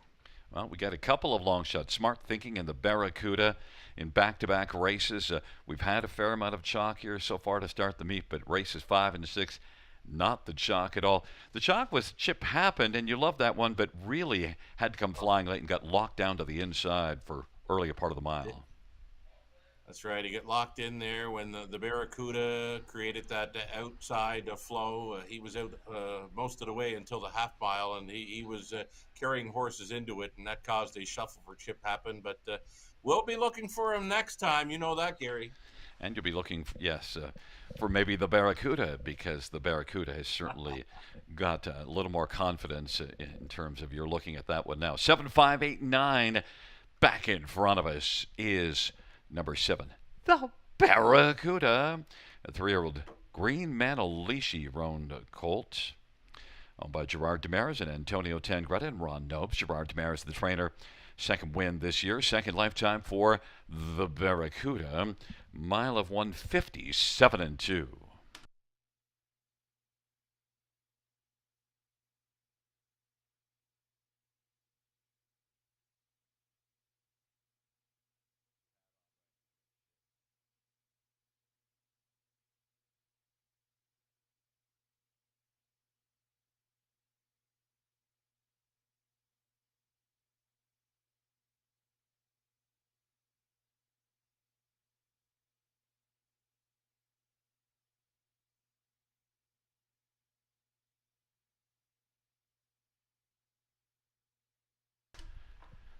Sixth race, payout 7, the Barracuda, 30, 80, 10, 10, and $8. And 5, Chip Happen, 330, 330. 8, Uncle Douglas, 10.90. $2 exactor, 126.10. 20-cent try, 1,012.82. 20-cent super, 555.81.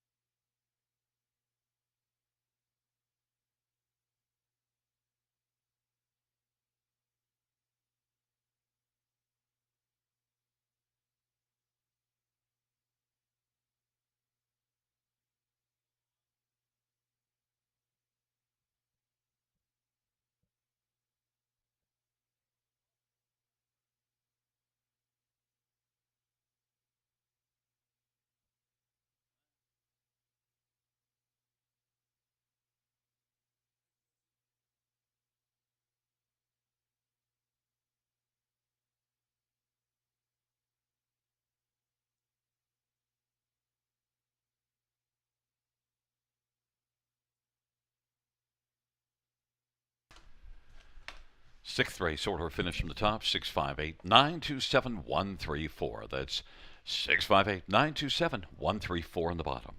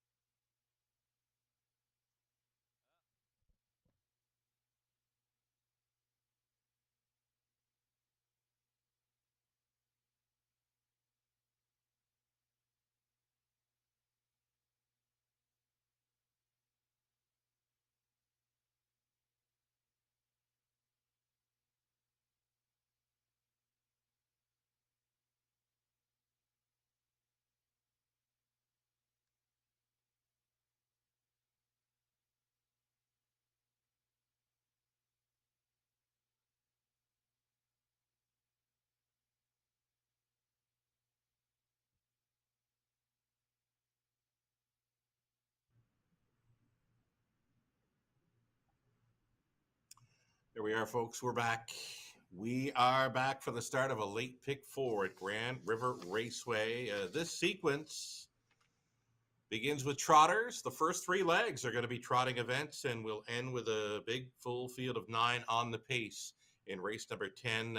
A high five carryover in the finale, non-jackpot wagers throughout the menu here at Grand River Raceway. Going back to race 6 briefly, the Barracuda at 14-1.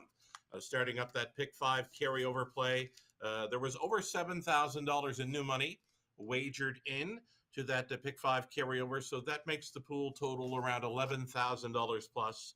Best of luck going forward if you played the Barracuda at 14-1 to begin that pick 5 carryover play at the River. Race 7 then, trotting event.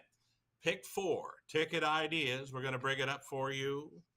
The pick 4 play starting up here in race number 7. We'll see a ticket with 6 minutes to post time. Opening leg here in race number 7. I've gone 3 deep in here. I'm using 1, 3, and 5.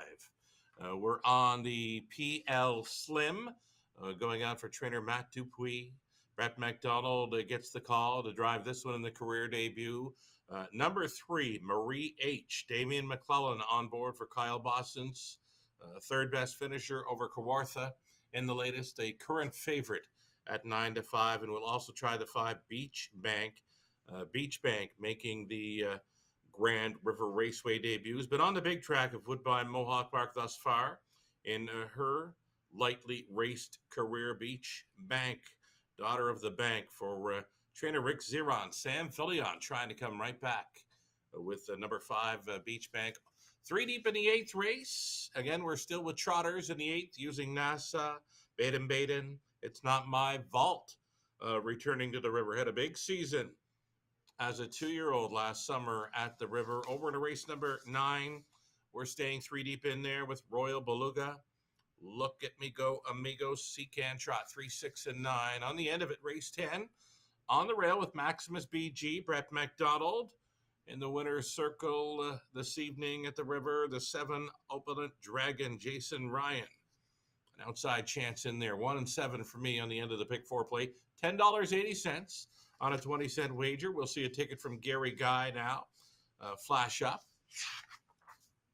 on the screen. Gary Guy's late pick 4 play. He's staying with the early theme of going 2 deep. And again, Gary likes to put his top selections in front here of his multi-leg sequences. So he's on the 5 Beach Bank to start up the late pick 4, also including number 3 Marie H. Then in the 8th race, NASA for Steve Boston's Garrett Rooney on board. Garrett having a slightly busier night this evening at the River. He's been in play and finishing on the board with some price players this evening, but he'll be on board a favorite in there, I believe. NASA in the 8th race will take plenty of action. Living at Large, another one for Gary with the 3 in race 8. He's on 6 and 3 in the 9th race.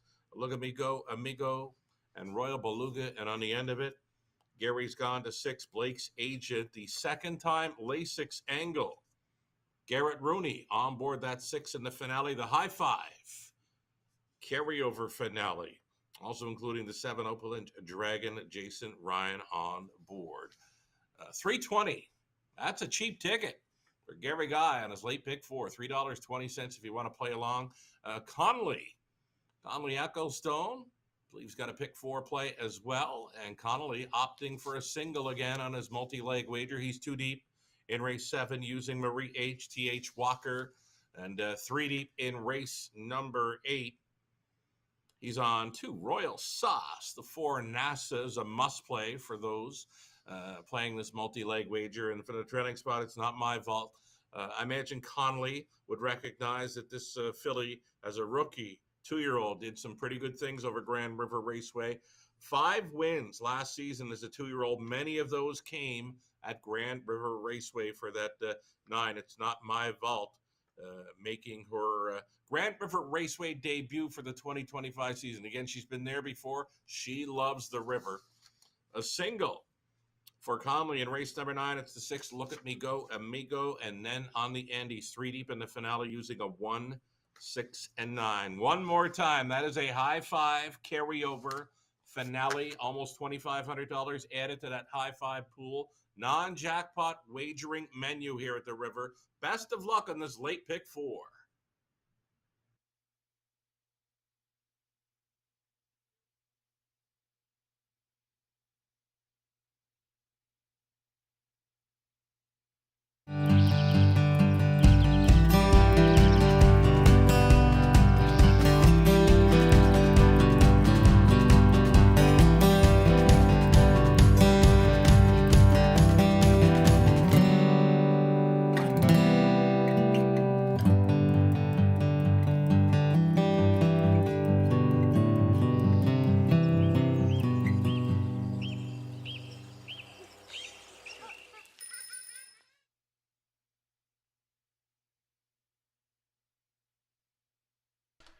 There's a look at the paddock camera presented by the Ontario Equine Education and Employment Program.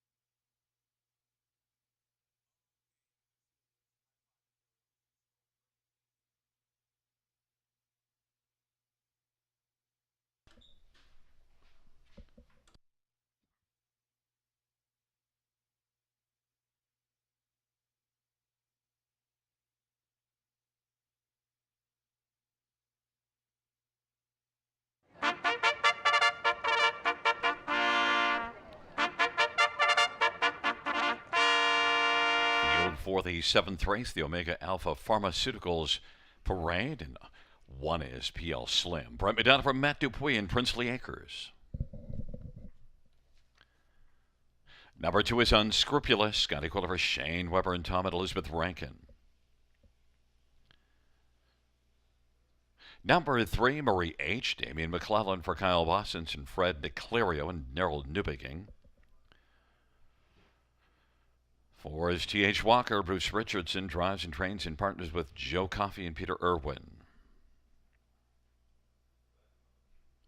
Number 5, Beach Bank. Sammy Filia for Rick Zeron and Hutt Racing. And number 6, Timel Overdrive. Mark Etzel drives and trains for Peter Porter and Don Burnett. Number 7, Jazz She's Real Special. Jason Ryan for Roger Gebhardt and Jesse Gebhardt. 8 is Heartily. J.B. Renault for Julie Walker and Murray Ferguson Jr. 9 is Kid Ego.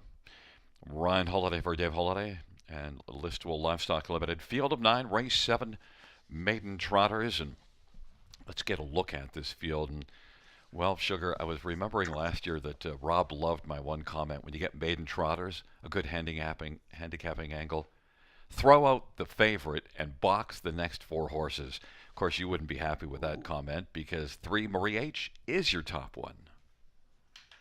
Yeah, but you know what? It's probably a pretty good angle that would work many a time. Maiden trotters especially. Maybe not so much with the maiden pacers, but maiden trotters, you never know what you're going to get, especially when there's first-time starters involved. My 3 here, Marie H., likely the most experienced in here. Well, one of them. The also eligible in here has got 24 starts lifetime, but we won't see that one tonight. So definitely the most experience we'll see in this field is the 3, Marie H. And we like her chances. 8-5. The horse players are on her too, and that's good enough for me, Gary. My concern, and certainly she has the gate speed and shows 57.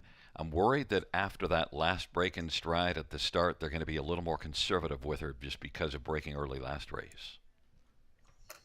I don't know Kawartha like I know Grand River Raceway, but maybe the rail was a factor. So I'm going to just toss that one out.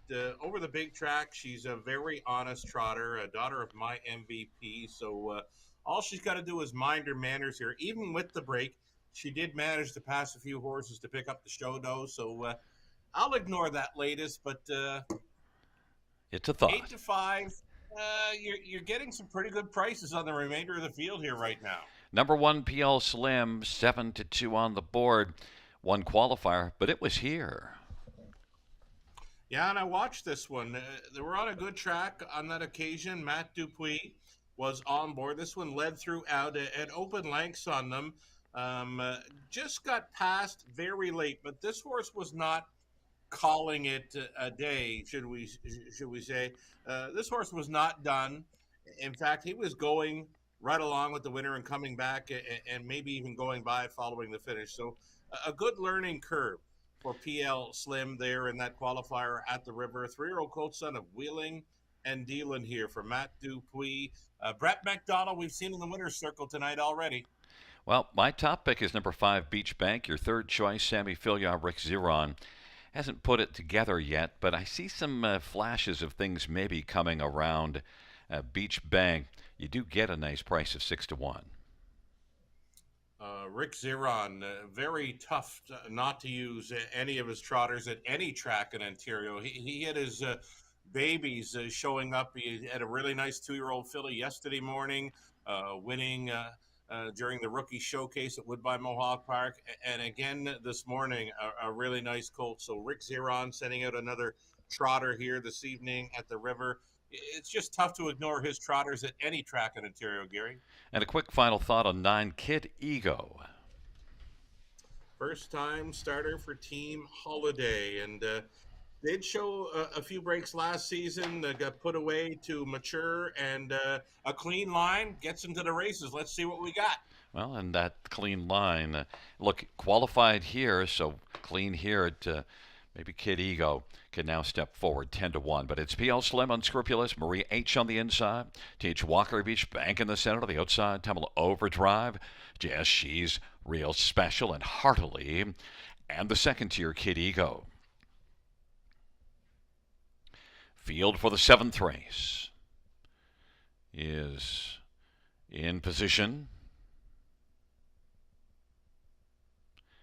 They're at the start of the rough, and Marie H was right out quickly off the gate, nose right on the gate at the start, and already grabs a lead of a length and a half. And then Beach Bank is racing second, PL Slim is third, and TH Walker, JS She's Real Special, then Unscrupulous, back further is Kid Ego, and then Tumble Overdrive and Heartily, but Marie H, 4 to 5 on the board's got the lead. Beach Bank is racing second, PL Slim third, as they race their way off the turn, and they come on towards us, and fronting the field is Marie H right now. Marie H, Beach Bank, and PL Slim, those are your top three as they race their way on towards us, and the field is well spread out. Racing fourth is TH Walker, and fifth is JS She's Real Special, then Kid Ego, Tumble Overdrive, and Heartily, and then Unscrupulous has a ton of work to do, 28-3 opening quarter, and it is Marie H who is happily just cruising along on the lead, and Marie H, 4 to 5 favorite, has a lead right now. Advantage is about 4 lengths, 58-1. Lively halftime. Beach Bank is second, PL Slim is third, and TH Walker, then JS She's Real Special, and Kid Ego, and Tumble Overdrive, but Marie H off a sharp half still has a bit of work to do because Beach Bank is staying close enough to possibly pounce late, and then PL Slim is racing position third, and then off stride Kid Ego, and they're raced by 3/4. This field is spread out, 1:27-2 the 3/4 time, and Marie H is still racing well. Marie H as the field is working towards the top of the stretch, and Beach Bank the only one that could track down Marie H. Marie H on the inside. Beach Bank on the outside, but Marie H just keeps on going. Marie H, the H stands for happy. Marie H happily at the finish, winning it by 2 1/4. Beach Bank, PL Slim, and TH Walker, 157 flat for Marie H. Marie H was outstanding, and, well, Sugar, my comment that maybe they'd handle this one carefully off the gate, nose right up on the gate and said, yeah, I'm not worried about that last race at Kawartha. I was the same way, Gary. I wasn't worried about it. Going to maybe a new track at Kawartha, some young horses, they don't want to be on the rail. They want a horse to their left and right. And I think that's what this filly wanted. And again, that experience factor, right? That's a big mile for a maiden trotter over Grand River Raceway, but we've seen many come in and put up big miles this evening and during this early portion on the meet. Marie H. I've got the H standing for home and cool, Gary. Oh man, cooled out and happy about it. And look, that was your top one, so you were happy. And the price, I mean, 4 to 5, but it's always better to cash a ticket than throw it on the floor. I'll tell you what, your five was okay as well, Gary. Beach Bank, I looked closely going around the final turn. Little bumpy gated in behind, but credit Sam Filion for keeping that mare together, putting in a few steps through the stretch as well. So kudos to Sam for showing up in the deuce, keeping that one trotting. Yeah, absolutely. And look, PL Slim, so you did have the top three, just slightly reversed the second and third one, but you nailed it in this maiden trot. My idea of throwing out the favorite and boxing the rest kind of seemed like a good idea in theory, but sometimes ideas are great in theory and not so great in practice. Good idea at the time, right? Yeah, I've had a lot of those in my life that were good at the time, but then later, Me too. ooh, that's why I need a bandage. Back in front of us is number 3, Marie H., and a 3-year-old, my MVP Bay filly, owned by Fred Niclerio and Daryl Newbegin and Kyle Bossens. Kyle is also the trainer. Damian McClellan, the winning driver.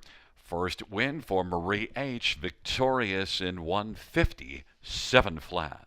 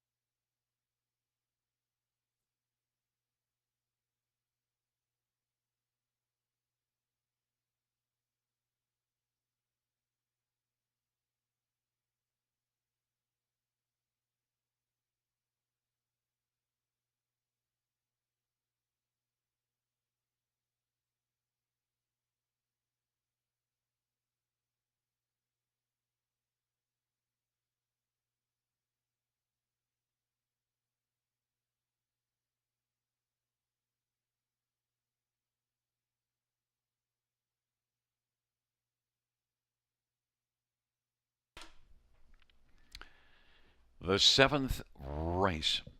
Number 3, Marie H. 390, 220, 210. 5, Beach Bank, 310, 240. 1, PL Slim, 280. $2 exactor, $7.70. $1 try, $17.95. $1 super, $164.20. 20-cent super, $32.84.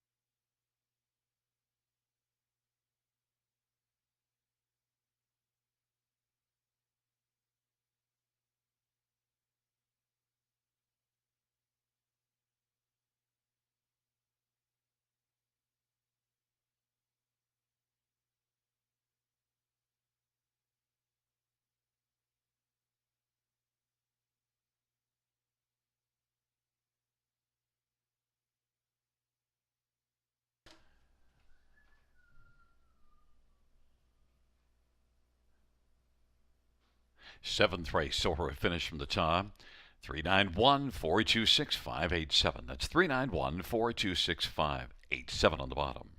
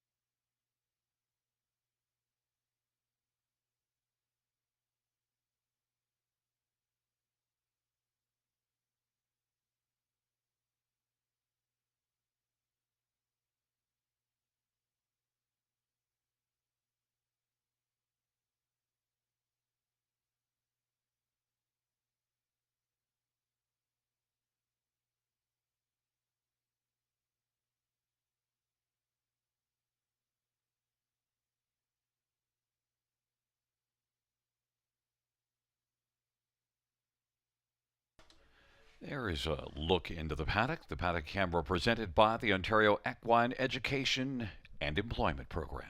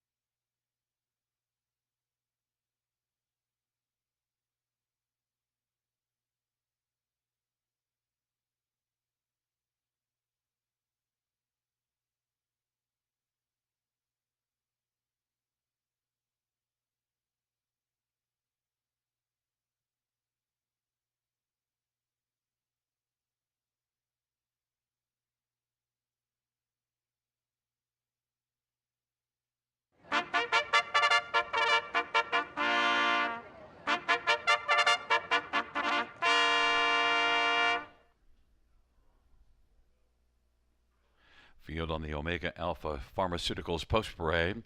One is Green Light Go. Next year for Blair Burgess and Jeremy Kratz. Number 2, Royal Sauce. Jason Ryan for Greg McDermott, High Stakes Incorporated. Number 3 is Living at Large. Lauren House drives and trains and partners with Chantel Ruiz. 4 is NASA. Garrett Rooney for Steve Botsons and Steve Palermo and Derek Reed. Number 5 is Mac the Knight. Brett McDonough for Joe Pereira and Chris Menina. Number 6, Equine 10 of our Daryl Season for Gerard Demers and Jared Merrois and Sylvain Caron. Number 7, Baden, Scott Culliver, Duncan Brewer and Randall Urquhart and Steve Deedy. 8 is Sweet Swirl, Austin Sorry for Don Lindsay and Paul Lindsay. 9, it's Not My Vault, Sammy Fillier for Kim Baxter and Coyote Wind Farms. Field of 9, race number 8. Well, we have a 2 to 5 favorite. We did have a couple of long shots, races 5 and 6 this evening, but boy, I don't think we're going to be getting a long shot in here because NASA, well, you saw this one race at London, April 28th. How about that for a race line? NASA's a really nice trotter. 3-year-old gelded son of propulsion here. And yes, indeed, we liked him in London. The players loved him as well. Heavy favorite in both of his victories. The first one, he went overland the whole way, first up with no cover and just jogged. And then the next win was even easier. He did trot a mile 57 and 3 as a 2-year-old. I'm looking for this one to go a big one tonight at Grand River Raceway. Now, I'm not quite sure what the 3-year-old trotting gelding track record is. Well, I decided to look it up right now, and right now it is showing a 156. Yeah, 156 and 1. Well, there you go. There is a filly mark for our Liza there in 54 and 2, but the boys, the geldings, 56 and 1. So I think more than capable of maybe setting a new gelding trotting mark tonight. This for NASA. What's the colt record? The colt record is 54 flat. Okay, there you 54 flat, and that is by Paquette, of course. The beautiful looking trotter, right? By Muscle Mass. Yeah. I got a bone to pick. I don't really like separating colts and geldings in terms of track records, but that's maybe just me. But look if he gets it done, I'll say something. How about number 7, Baden Baden? This is one that you went to second, I used for third. Tougher post, but boy, comes in good. Yeah, the form is really good right now. Second best at Georgian in the latest when trying to go all the way. A nice mile of 57 flat, but again, I think this NASA's capable of going 56, if not better tonight. We'll find out soon enough, but I'll try the 7, Baden Baden, in the exactor play. You know a horse that was really good here last year? It's Not My Vault. It hasn't been quite as effective this year, but last year, it was really great. She's back to a track where we know she loves it. We mentioned earlier, she had 8 starts last year. 5 of them were wins, and many, if not all of them, came at the river. But a tough trailing spot, but this filly, in her rookie season, she was loving it there around Elora. Yeah, she can race from anywhere, and It's Not My Fault. Love to see this one get back going to the way she was rolling as a 2-year-old. I mean, she had it really going on. You do get 11-1 Sammy Filia for Kim Baxter. It's Not My Vault is offering some value if you think that she could race back to something like that. My second one is number 3, Living at Large. And if you're going to use just one word to describe this horse, consistency. Consistent check getter for the connections. Lauren House. He does the owning, training, driving, sharing ownership with the breeder, Chantal Rice. Living at Large. Same connections here for a track record holder we have here in London. He looks very sharp right now, to be honest, Gary. And I know I've only got him for 4th, but maybe I bump him up a spot or 2 now there on that look out of the post parade. And a horse that I also like is number 2, Royal Sauce. Jason Ryan for Greg McNair. Won at Kawartha 2 back. Last race it was post 8 at Flamborough. Take your pen, just stroke that out and think that maybe Royal Sauce could be a little saucier here at a price of 11-1. It's Green Light Go, Royal Sauce, Living at Large on the inside. NASA, Mac the Night to the outside, Sequence Hanover, Baden Baden, Sweet Swirl. And the second tier, It's Not My Vault. It's a field of 9 for race number 8. Baden Baden has gone off stride. Field for the 8th race. Trotters are at the start now. Sequence Hanover is going to trot out quickly with Royal Sauce on the inside. And then Green Light Go and Living at Large. And NASA comes away racing 5th right now in the early action. Then It's Not My Vault and Mac the Night. And they race on around that first turn. Royal Sauce at 13-1. Royal Sauce and Living at Large. And then Green Light Go. And Sequence Hanover is racing 4th as they come off the turn. It's Not My Vault. Then back NASA is racing 6th right now, and it's in front of Sweet Swirl. But Royal Sauce and Jason Ryan enjoying the view on top as they race their way on past us. And then Living at Large is living 2nd. Green Light Go 3rd. Sequence Hanover. It's Not My Vault. There goes NASA now, launched to the outside. And then Mac the Night. Then it is back further to Sweet Swirl, and then Baden Baden after an early break. And they race their way off at 28 quarter to the half and 58-2. And Royal Sauce still at 13-1 is leading. Living at Large is 2nd. Sequence Hanover a little bit closer 3rd. Green Light Go is 4th. And NASA is still staying in the 2-wide path and now is going to roll off cover. And NASA is launched out 3 wide as they head on to 3 quarters, but it is still Royal Sauce Living at Large. NASA has come on to take over 3rd. Green Light Go is racing 4th. Then Sequence Hanover on the inside. It's Not My Vault. It found a scene to gain some room. And then on the outside, Mac the Night. And then it is back to Sweet Swirl and Baden Baden. It is still Royal Sauce, but NASA is getting closer. NASA, as they turn for home, now is on even terms with Royal Sauce. 3 quarters, 128. NASA, Royal Sauce. Royal Sauce isn't going away. NASA has to work hard. NASA does have the late lead. Flying late, It's Not My Vault. NASA wins, It's Not My Vault. Green Light Go and Royal Sauce. NASA does come on to get the job done. 158 flat. And NASA on the tote board. Well, 1-9, no value, but certainly was able to measure a very snug-looking Royal Sauce for a good chunk of the race. Yeah, very good trip by NASA. Very lucky, I believe, to hang on in there. And I believe you saw what I saw going around the final turn, Gary. It's not my fault if she would have found room just maybe a second or two earlier, she'd have won that race. Yeah, you have to put her on the list for next time out because Oh, trailer post and look yes. at there's the 9 coming right now, and you see just absolutely flying now. As you said, she's making up a ton of ground. Yeah, I'll definitely be looking for her next time. I love it when horses come back to tracks where they've done well on. As mentioned, a five-time winner as a rookie 2-year-old, and she did most of that over a Grand River Raceway again in her rookie season, and now she's back to the track where we know she loves to be, and just missing here after finding room very late, just a little bit too late. And it's close between Greenlight Go and Royal Sauce for third. Might have been Greenlight Go. Yes, it is 4912. But NASA, your man G Money gets the money 1-9. That's a pair of wins for Garrett on the night. Garrett getting busier in the bike down around the river. It's great to see. I think we just seen him once or twice per night thus far. But I think with hitting the winner's circle multiple times tonight, you might see him on a few more horses next week. Greenlight Go goes off at 60-1 and yet beat this class May the 3rd at Western Fair. What a price on her tonight too, hey? 60-1, picking up the show dough, and Nick Stewart on board for trainer Blair Burgess. A really nice show spot for that one too. It's a 4912 back in front of us. Number 4, NASA, 3-year-old Propulsion.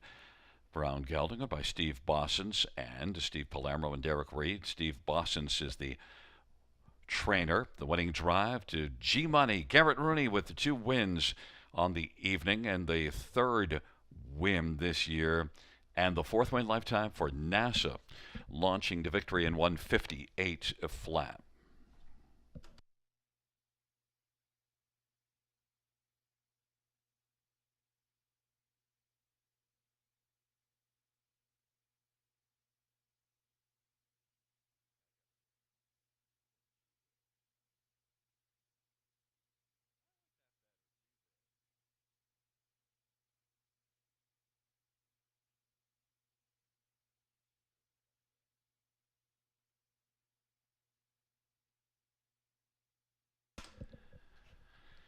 Eighth race payouts for NASA 220, 210, 210. 9, it's not my fault for 93.71. Greenlight Go 970. $2 exactor 890. Dollar tries 79.60. Dollar super 189.70. 20 cents super 37.94.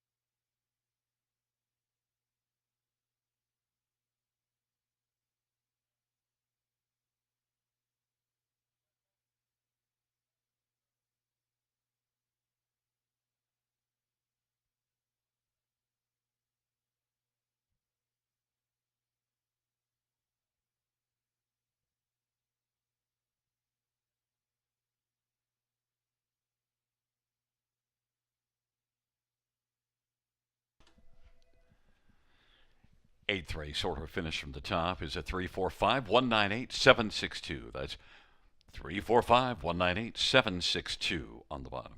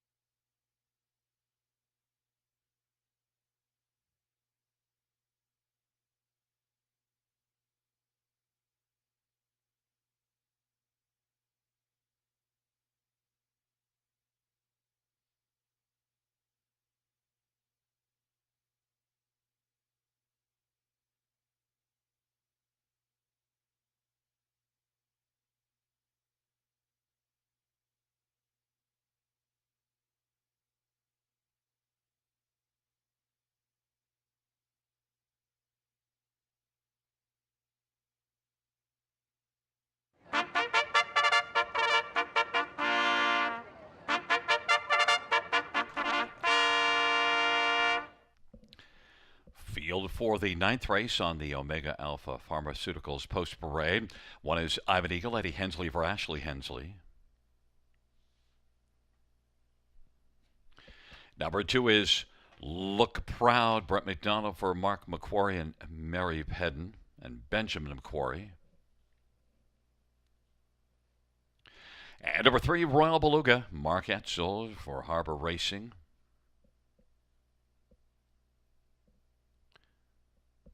And for Magic Dealer, J.B. Renault for Julie Walker and Oakley Farm.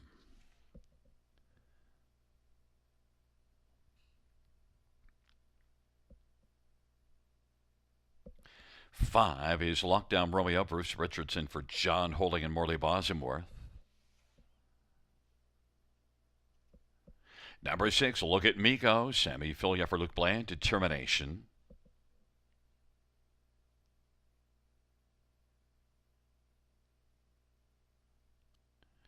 Number 7, Supersonic Hanover, Nick Stewart for Blair Burgess.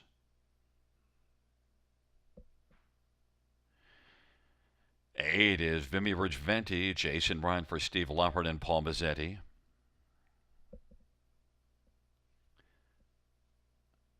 And 9 is Seacan Trot, Mike Vanderkamp for Stuart and Patricia Bolander.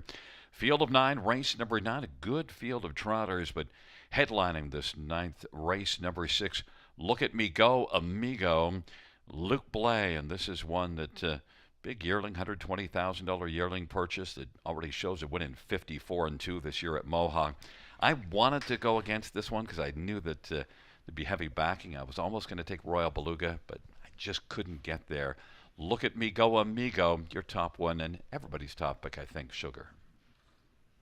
Yeah, great looking colt son of muscle mass here, getting some major class relief as he steps away from some serious stake contenders here. As you mentioned, 54 and change winner over Woodbine Mohawk Park. And I don't know if he's ready to break the colt trotting record there at Grand River Raceway, but he looks really, really good on parade here. And Sam Fillion's been having himself a pretty good night at the river. You said it's 54 flat? 54 flat, Gary. That's some serious trotting, but Look at Me Go, Amigo. Might have a look at it, especially if they chase this one at all. And he has a little bit of work to do from post position 6. And look, the form the last couple races, but so much tougher. Number 3, Royal Beluga. I really, really like this trotter, and he can be a big closer. And Royal Beluga, I mean, it would take a whale of an effort to track down the 6 here, but Royal Beluga, your second choice and my second. He's got some pretty good things working in his favor here. He is a really nice closer, and it appears that he can rough it on the outside as well. So maybe Mark doesn't even look to get him to the pylons here. Maybe he just floats him on out of there and lives on the outside and tries to get his biggest share coming on late.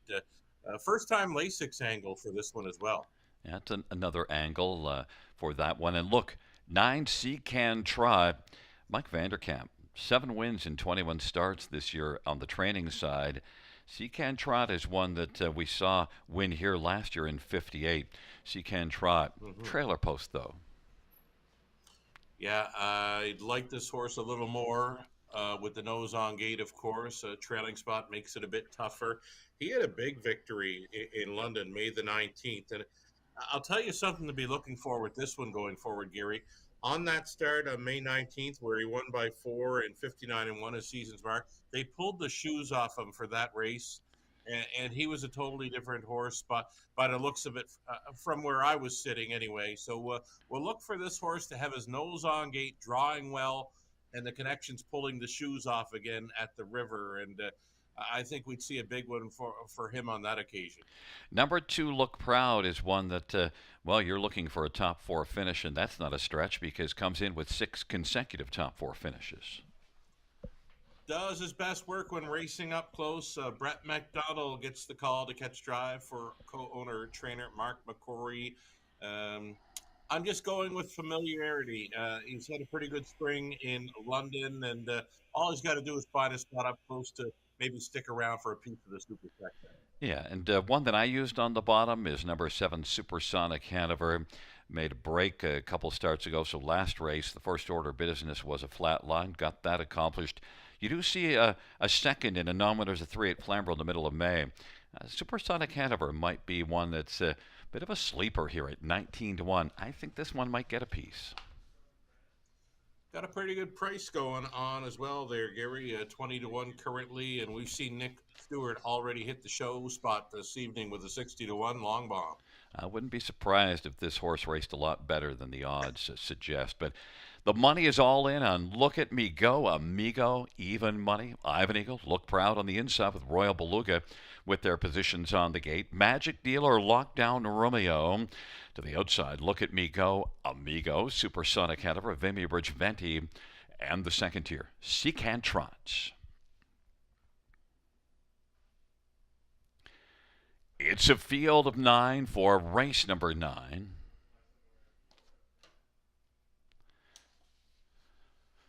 And the field for race number 9, all in position.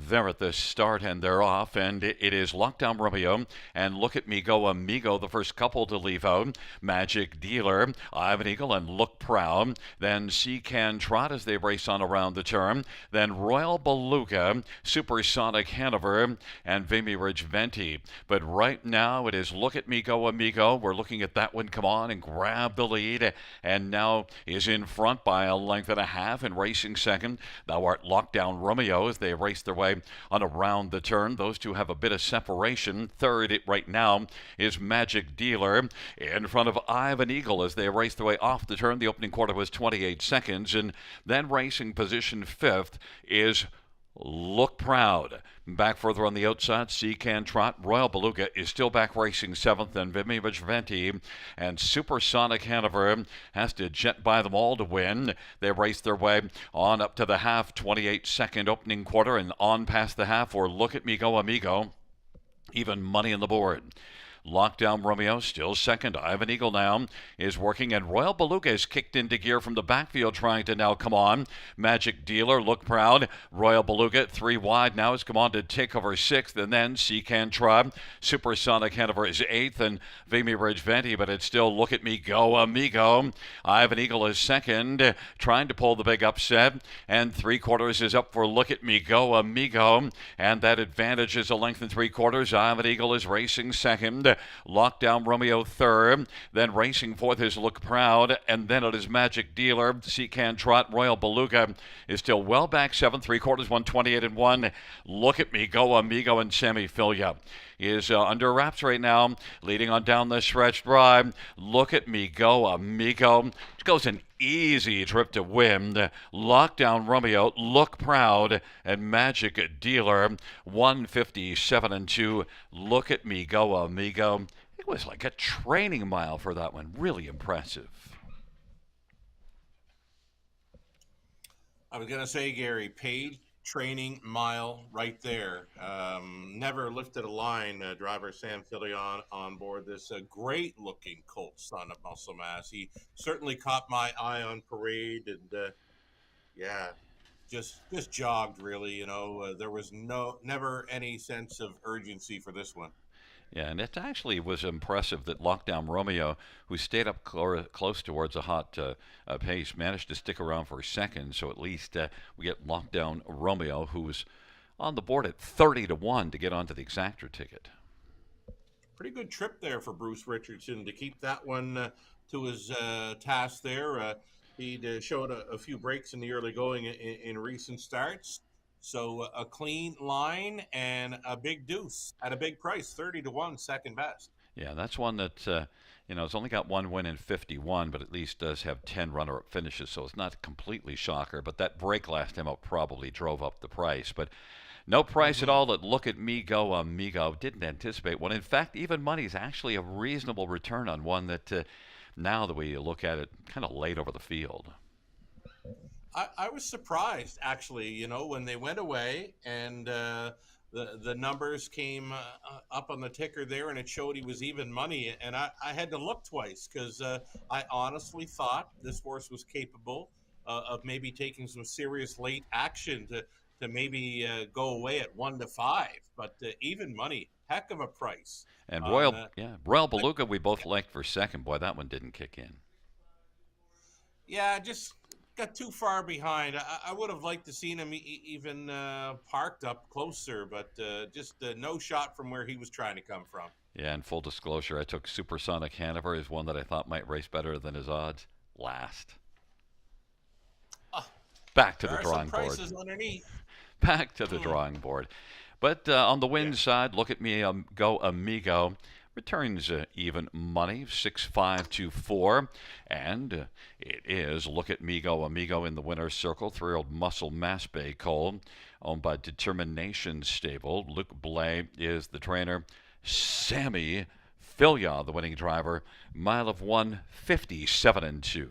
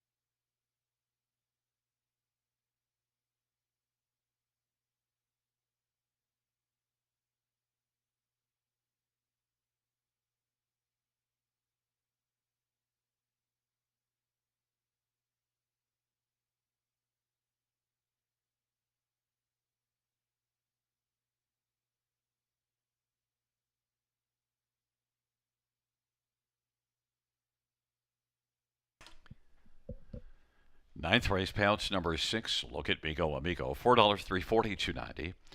5, Lockdown Romeo, $11.50, $7.50. 2 Look Proud, $7.20. $2 Exactor, $49.40.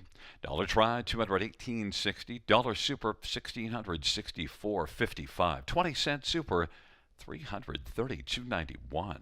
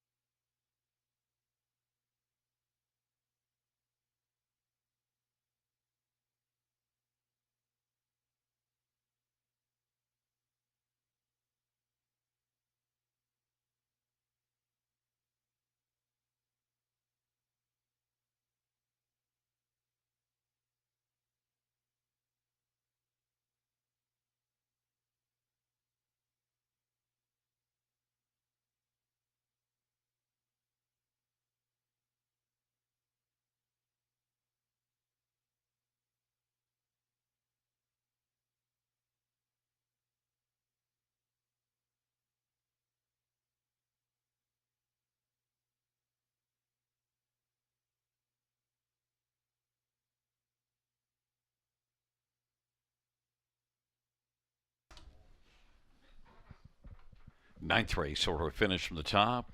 537-421-986. That's 537-421-986 on the bottom.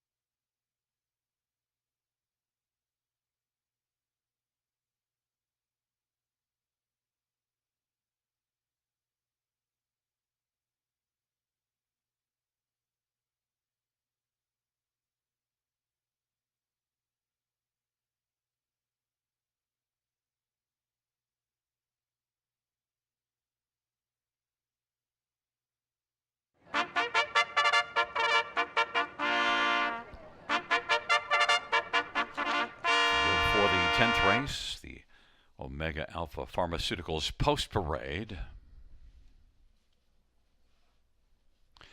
One is Maximus BG Brahmanana for Michael Patterson. Number 2, Written in Stone, Sammy Filia for Brenda Duncan. Number 3, The Dark Panther, Jay Harris for Ken Duncan and Emma Duncan and Jen Lucier. And number 4, Macalco, Daryl Thiessen for Darren Rayner and Mary Harris. Number 5, Delightful Magic, Austin Surrey for Terry Gallant and Calvin Kepfer. Number 6, Blake's Agent, Garrett Rooney for Andy Ertl. Number 7, Opulent Dragon, Jason Ryan for Mike Whiteniowski and Robert Jones. 8 is Malvolio, Bruce Richardson for Jacob Murray and Jason Albrecht. 9 is Redland Wrangler, Stephen Charlton, drives and trains and partners with Kathleen Charlton. Field of 9, race number 10. Got a carryover for the high 5 here. And, well, you know, this is a great dash to have a carryover because this bottom class, they tend to be very wide open. You do have the one Maximus BG taking money, but I'll use my same theory with maiden trotters here. Throw out the favorite and box the next 4 because often in this bottom class, they all pretty much compare similar. You have to earn your way into this bottom class. Yeah, you know what? We mentioned earlier about some horses being camera shy, and we've got many in here that are camera shy. There's 6 of them that are winless thus far in 2025. Just 3 winners this season, being the 4, 6, and 7. I'm calling this a great betting board for those playing, and a wonderful opportunity with that 5 carryover in play. I've gone to the 7 Opulent Dragon here. Jason Ryan on board, got the parking ticket last time out over Flamborough, though does show some 56 and 57 speed there. His A game could get the job done here, and I'm going to stick to him here. I like his chances. I do like that price at 5-1. He does have a case of being a bit win-shy type. 4 wins in the past 2 seasons, but 13 runner-up finishes. So sometimes he comes close and doesn't get the job done. But, you know, in this bottom class, you can't be too picky because they're all here because they weren't doing against tougher. This is sort of the remedial class. One Maximus BG is a 2-1 on the board. Last race was better. Was better. Came from well back. 56-1. Quick trip, of course. Had that quick half, though. Followed up 55 flat speed towards the half for the $8,000 claimers. And back half in a minute was easily going to make up some ground and pass a few horses. But for me, going in the right direction, Brett McDonald, we see him in the winner's circle, gets a pretty good shot here with a rail. Advantage, if you want to call it that. We both took a flyer on using Written in Stone on our ticket. This is one that's only made the top 3 in 1 of the past 20 starts. But as I mentioned, bottom class, and does show at least racing reasonably well the last few starts. Last race was an okay time. I can get behind him with that quick mile. Another one that followed up that hot 55 flat pace. Pretty good night for Sammy. Sammy in the sulky here at 25-1. I think you got to use him. 3, the Dark Panther. You got to take a little bit of a leap of faith here this year. 0 for 13 in the top 3. But you see a 4th just 2 races ago, and so you have this one tabbed for 4th here. Right. Yet to hit the board out of 13 starts. The form is not something that I'd like to see, but the form is lacking on many in here, and that's why we're seeing the betting board so evenly matched beyond the 1. And then who do you use to round out the high 5 for this 10th dash? I'm going to try Steve Charlton hopping on board one. This is 9, Redland Wrangler, a maritime bred, and just hoping for some luck there from that trailing spot. Yeah, and you know the one that I used on top, and I don't know, might think I'm crazy. 6, Blake's Agent, just a final thought. G-Money, LASIK, second time angle. Let's go. There's the thought. Blake's Agent. I knew there had to be a reason. Maximus BG, Written in Stone, the Dark Panther on the inside. Macalco, Delightful Magic.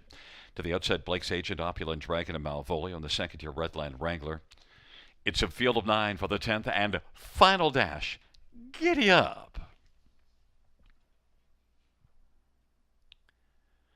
Field for the 10th race is all in position.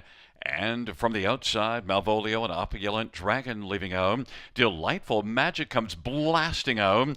Delightful Magic, Malvolio, Opulent Dragon, Maximus BG, Redland Wrangler, then Macalco. Blake's Agent is still caught on the outside, is going to wind up racing second last, is Written in Stone has 7th. Blake's Agent is 8th, and trailing the field is the Dark Panther, but Delightful Magic leads past a quarter of 27-1.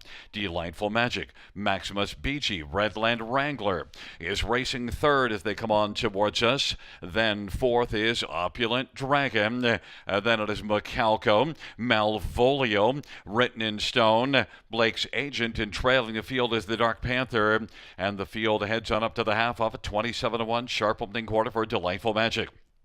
Racing position second, Maximus BG, Redland Wrangler third, Opulent Dragon fourth. From the backfield now, Blake's Agent is starting to move but has a lot of work to do and is come on now and is dueling to grab fifth from Macalco and has done it. And then it is back further to Malvolio and then Written in Stone, and the Dark Panther is trailing the field. Delightful Magic and Austin. Sorry, there goes Maximus BG now, and Maximus BG is under maximum acceleration.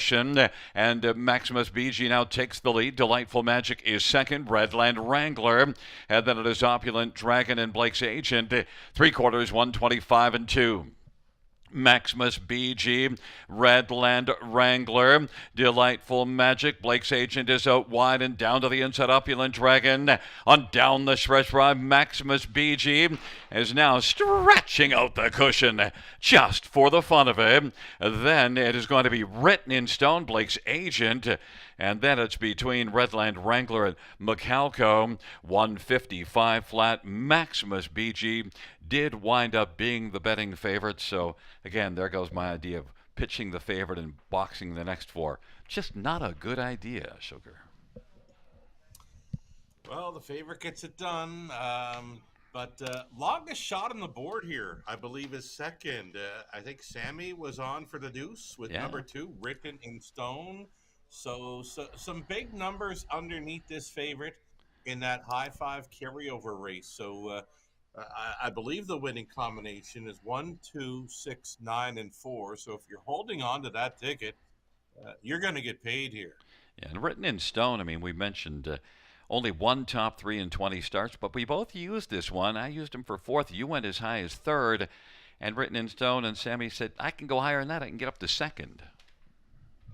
Oh, Sammy. Well, he's turning into one of my live drivers around the river. You know, last season it seemed to be Jason Ryan, but early in this meet, Sammy is certainly catching my eye. And you know who's really alive tonight is Brett McDonald, because there's the driving hat trick. We mentioned that the last race was better.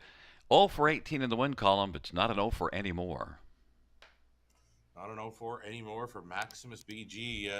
Big mile, 55 flat, never better, right? He followed up the quick half. You know, they call it the perfect journey. That's the 2-hole ride. Maximus BG and Brett McDonald, never better. Blake's Agent left out, but then had to take back and got all the way back to 8th, but at least came flying late to pick up a third for G Money. Nice big push on the end. So the second time Lasix angle worked out well. Third will be even better. It's a 1-2-6-9-4. We'll talk to you again on Monday. Do some studying. In fact, actually, that comment's probably better applied to me. Your handicapping's been sharp. I got to study it up. Hey, Gary, good job. Back in front of us, there is one Maximus BG. Brett McDonald with the driving hat trick. 5-year-old Art Speak Bay gelding owned by Michael Pattison, who's also the trainer. First win of the year for Maximus BG. 7th win lifetime. Career best mile of 155 flat for Maximus BG.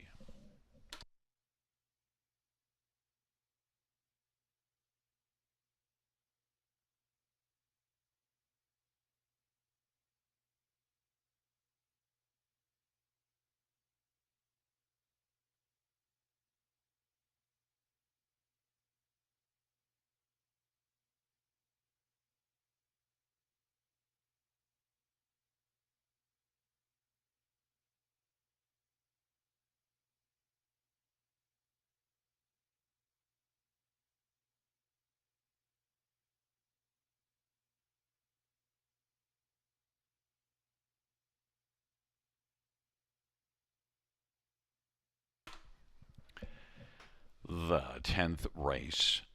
One Maximus BG pays $5.50, $2.70, and $2.10. Two Written in Stone, $17.30 and $8.80, and Six Blake's Agent, $4.90. $2 Exactor, $93.40.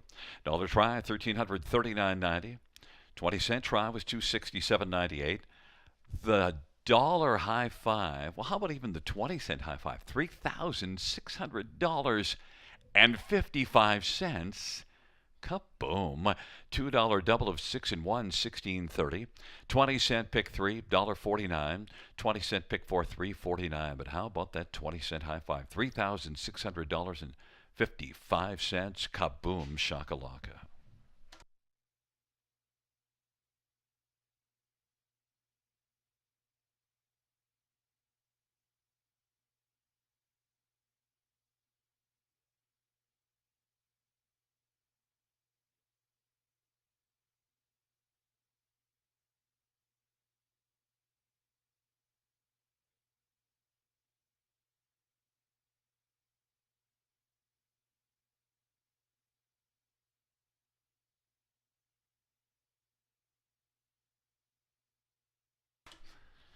The 10th race order of finish from the top down is a 129 573 684. That's 129 573 684 on the bottom.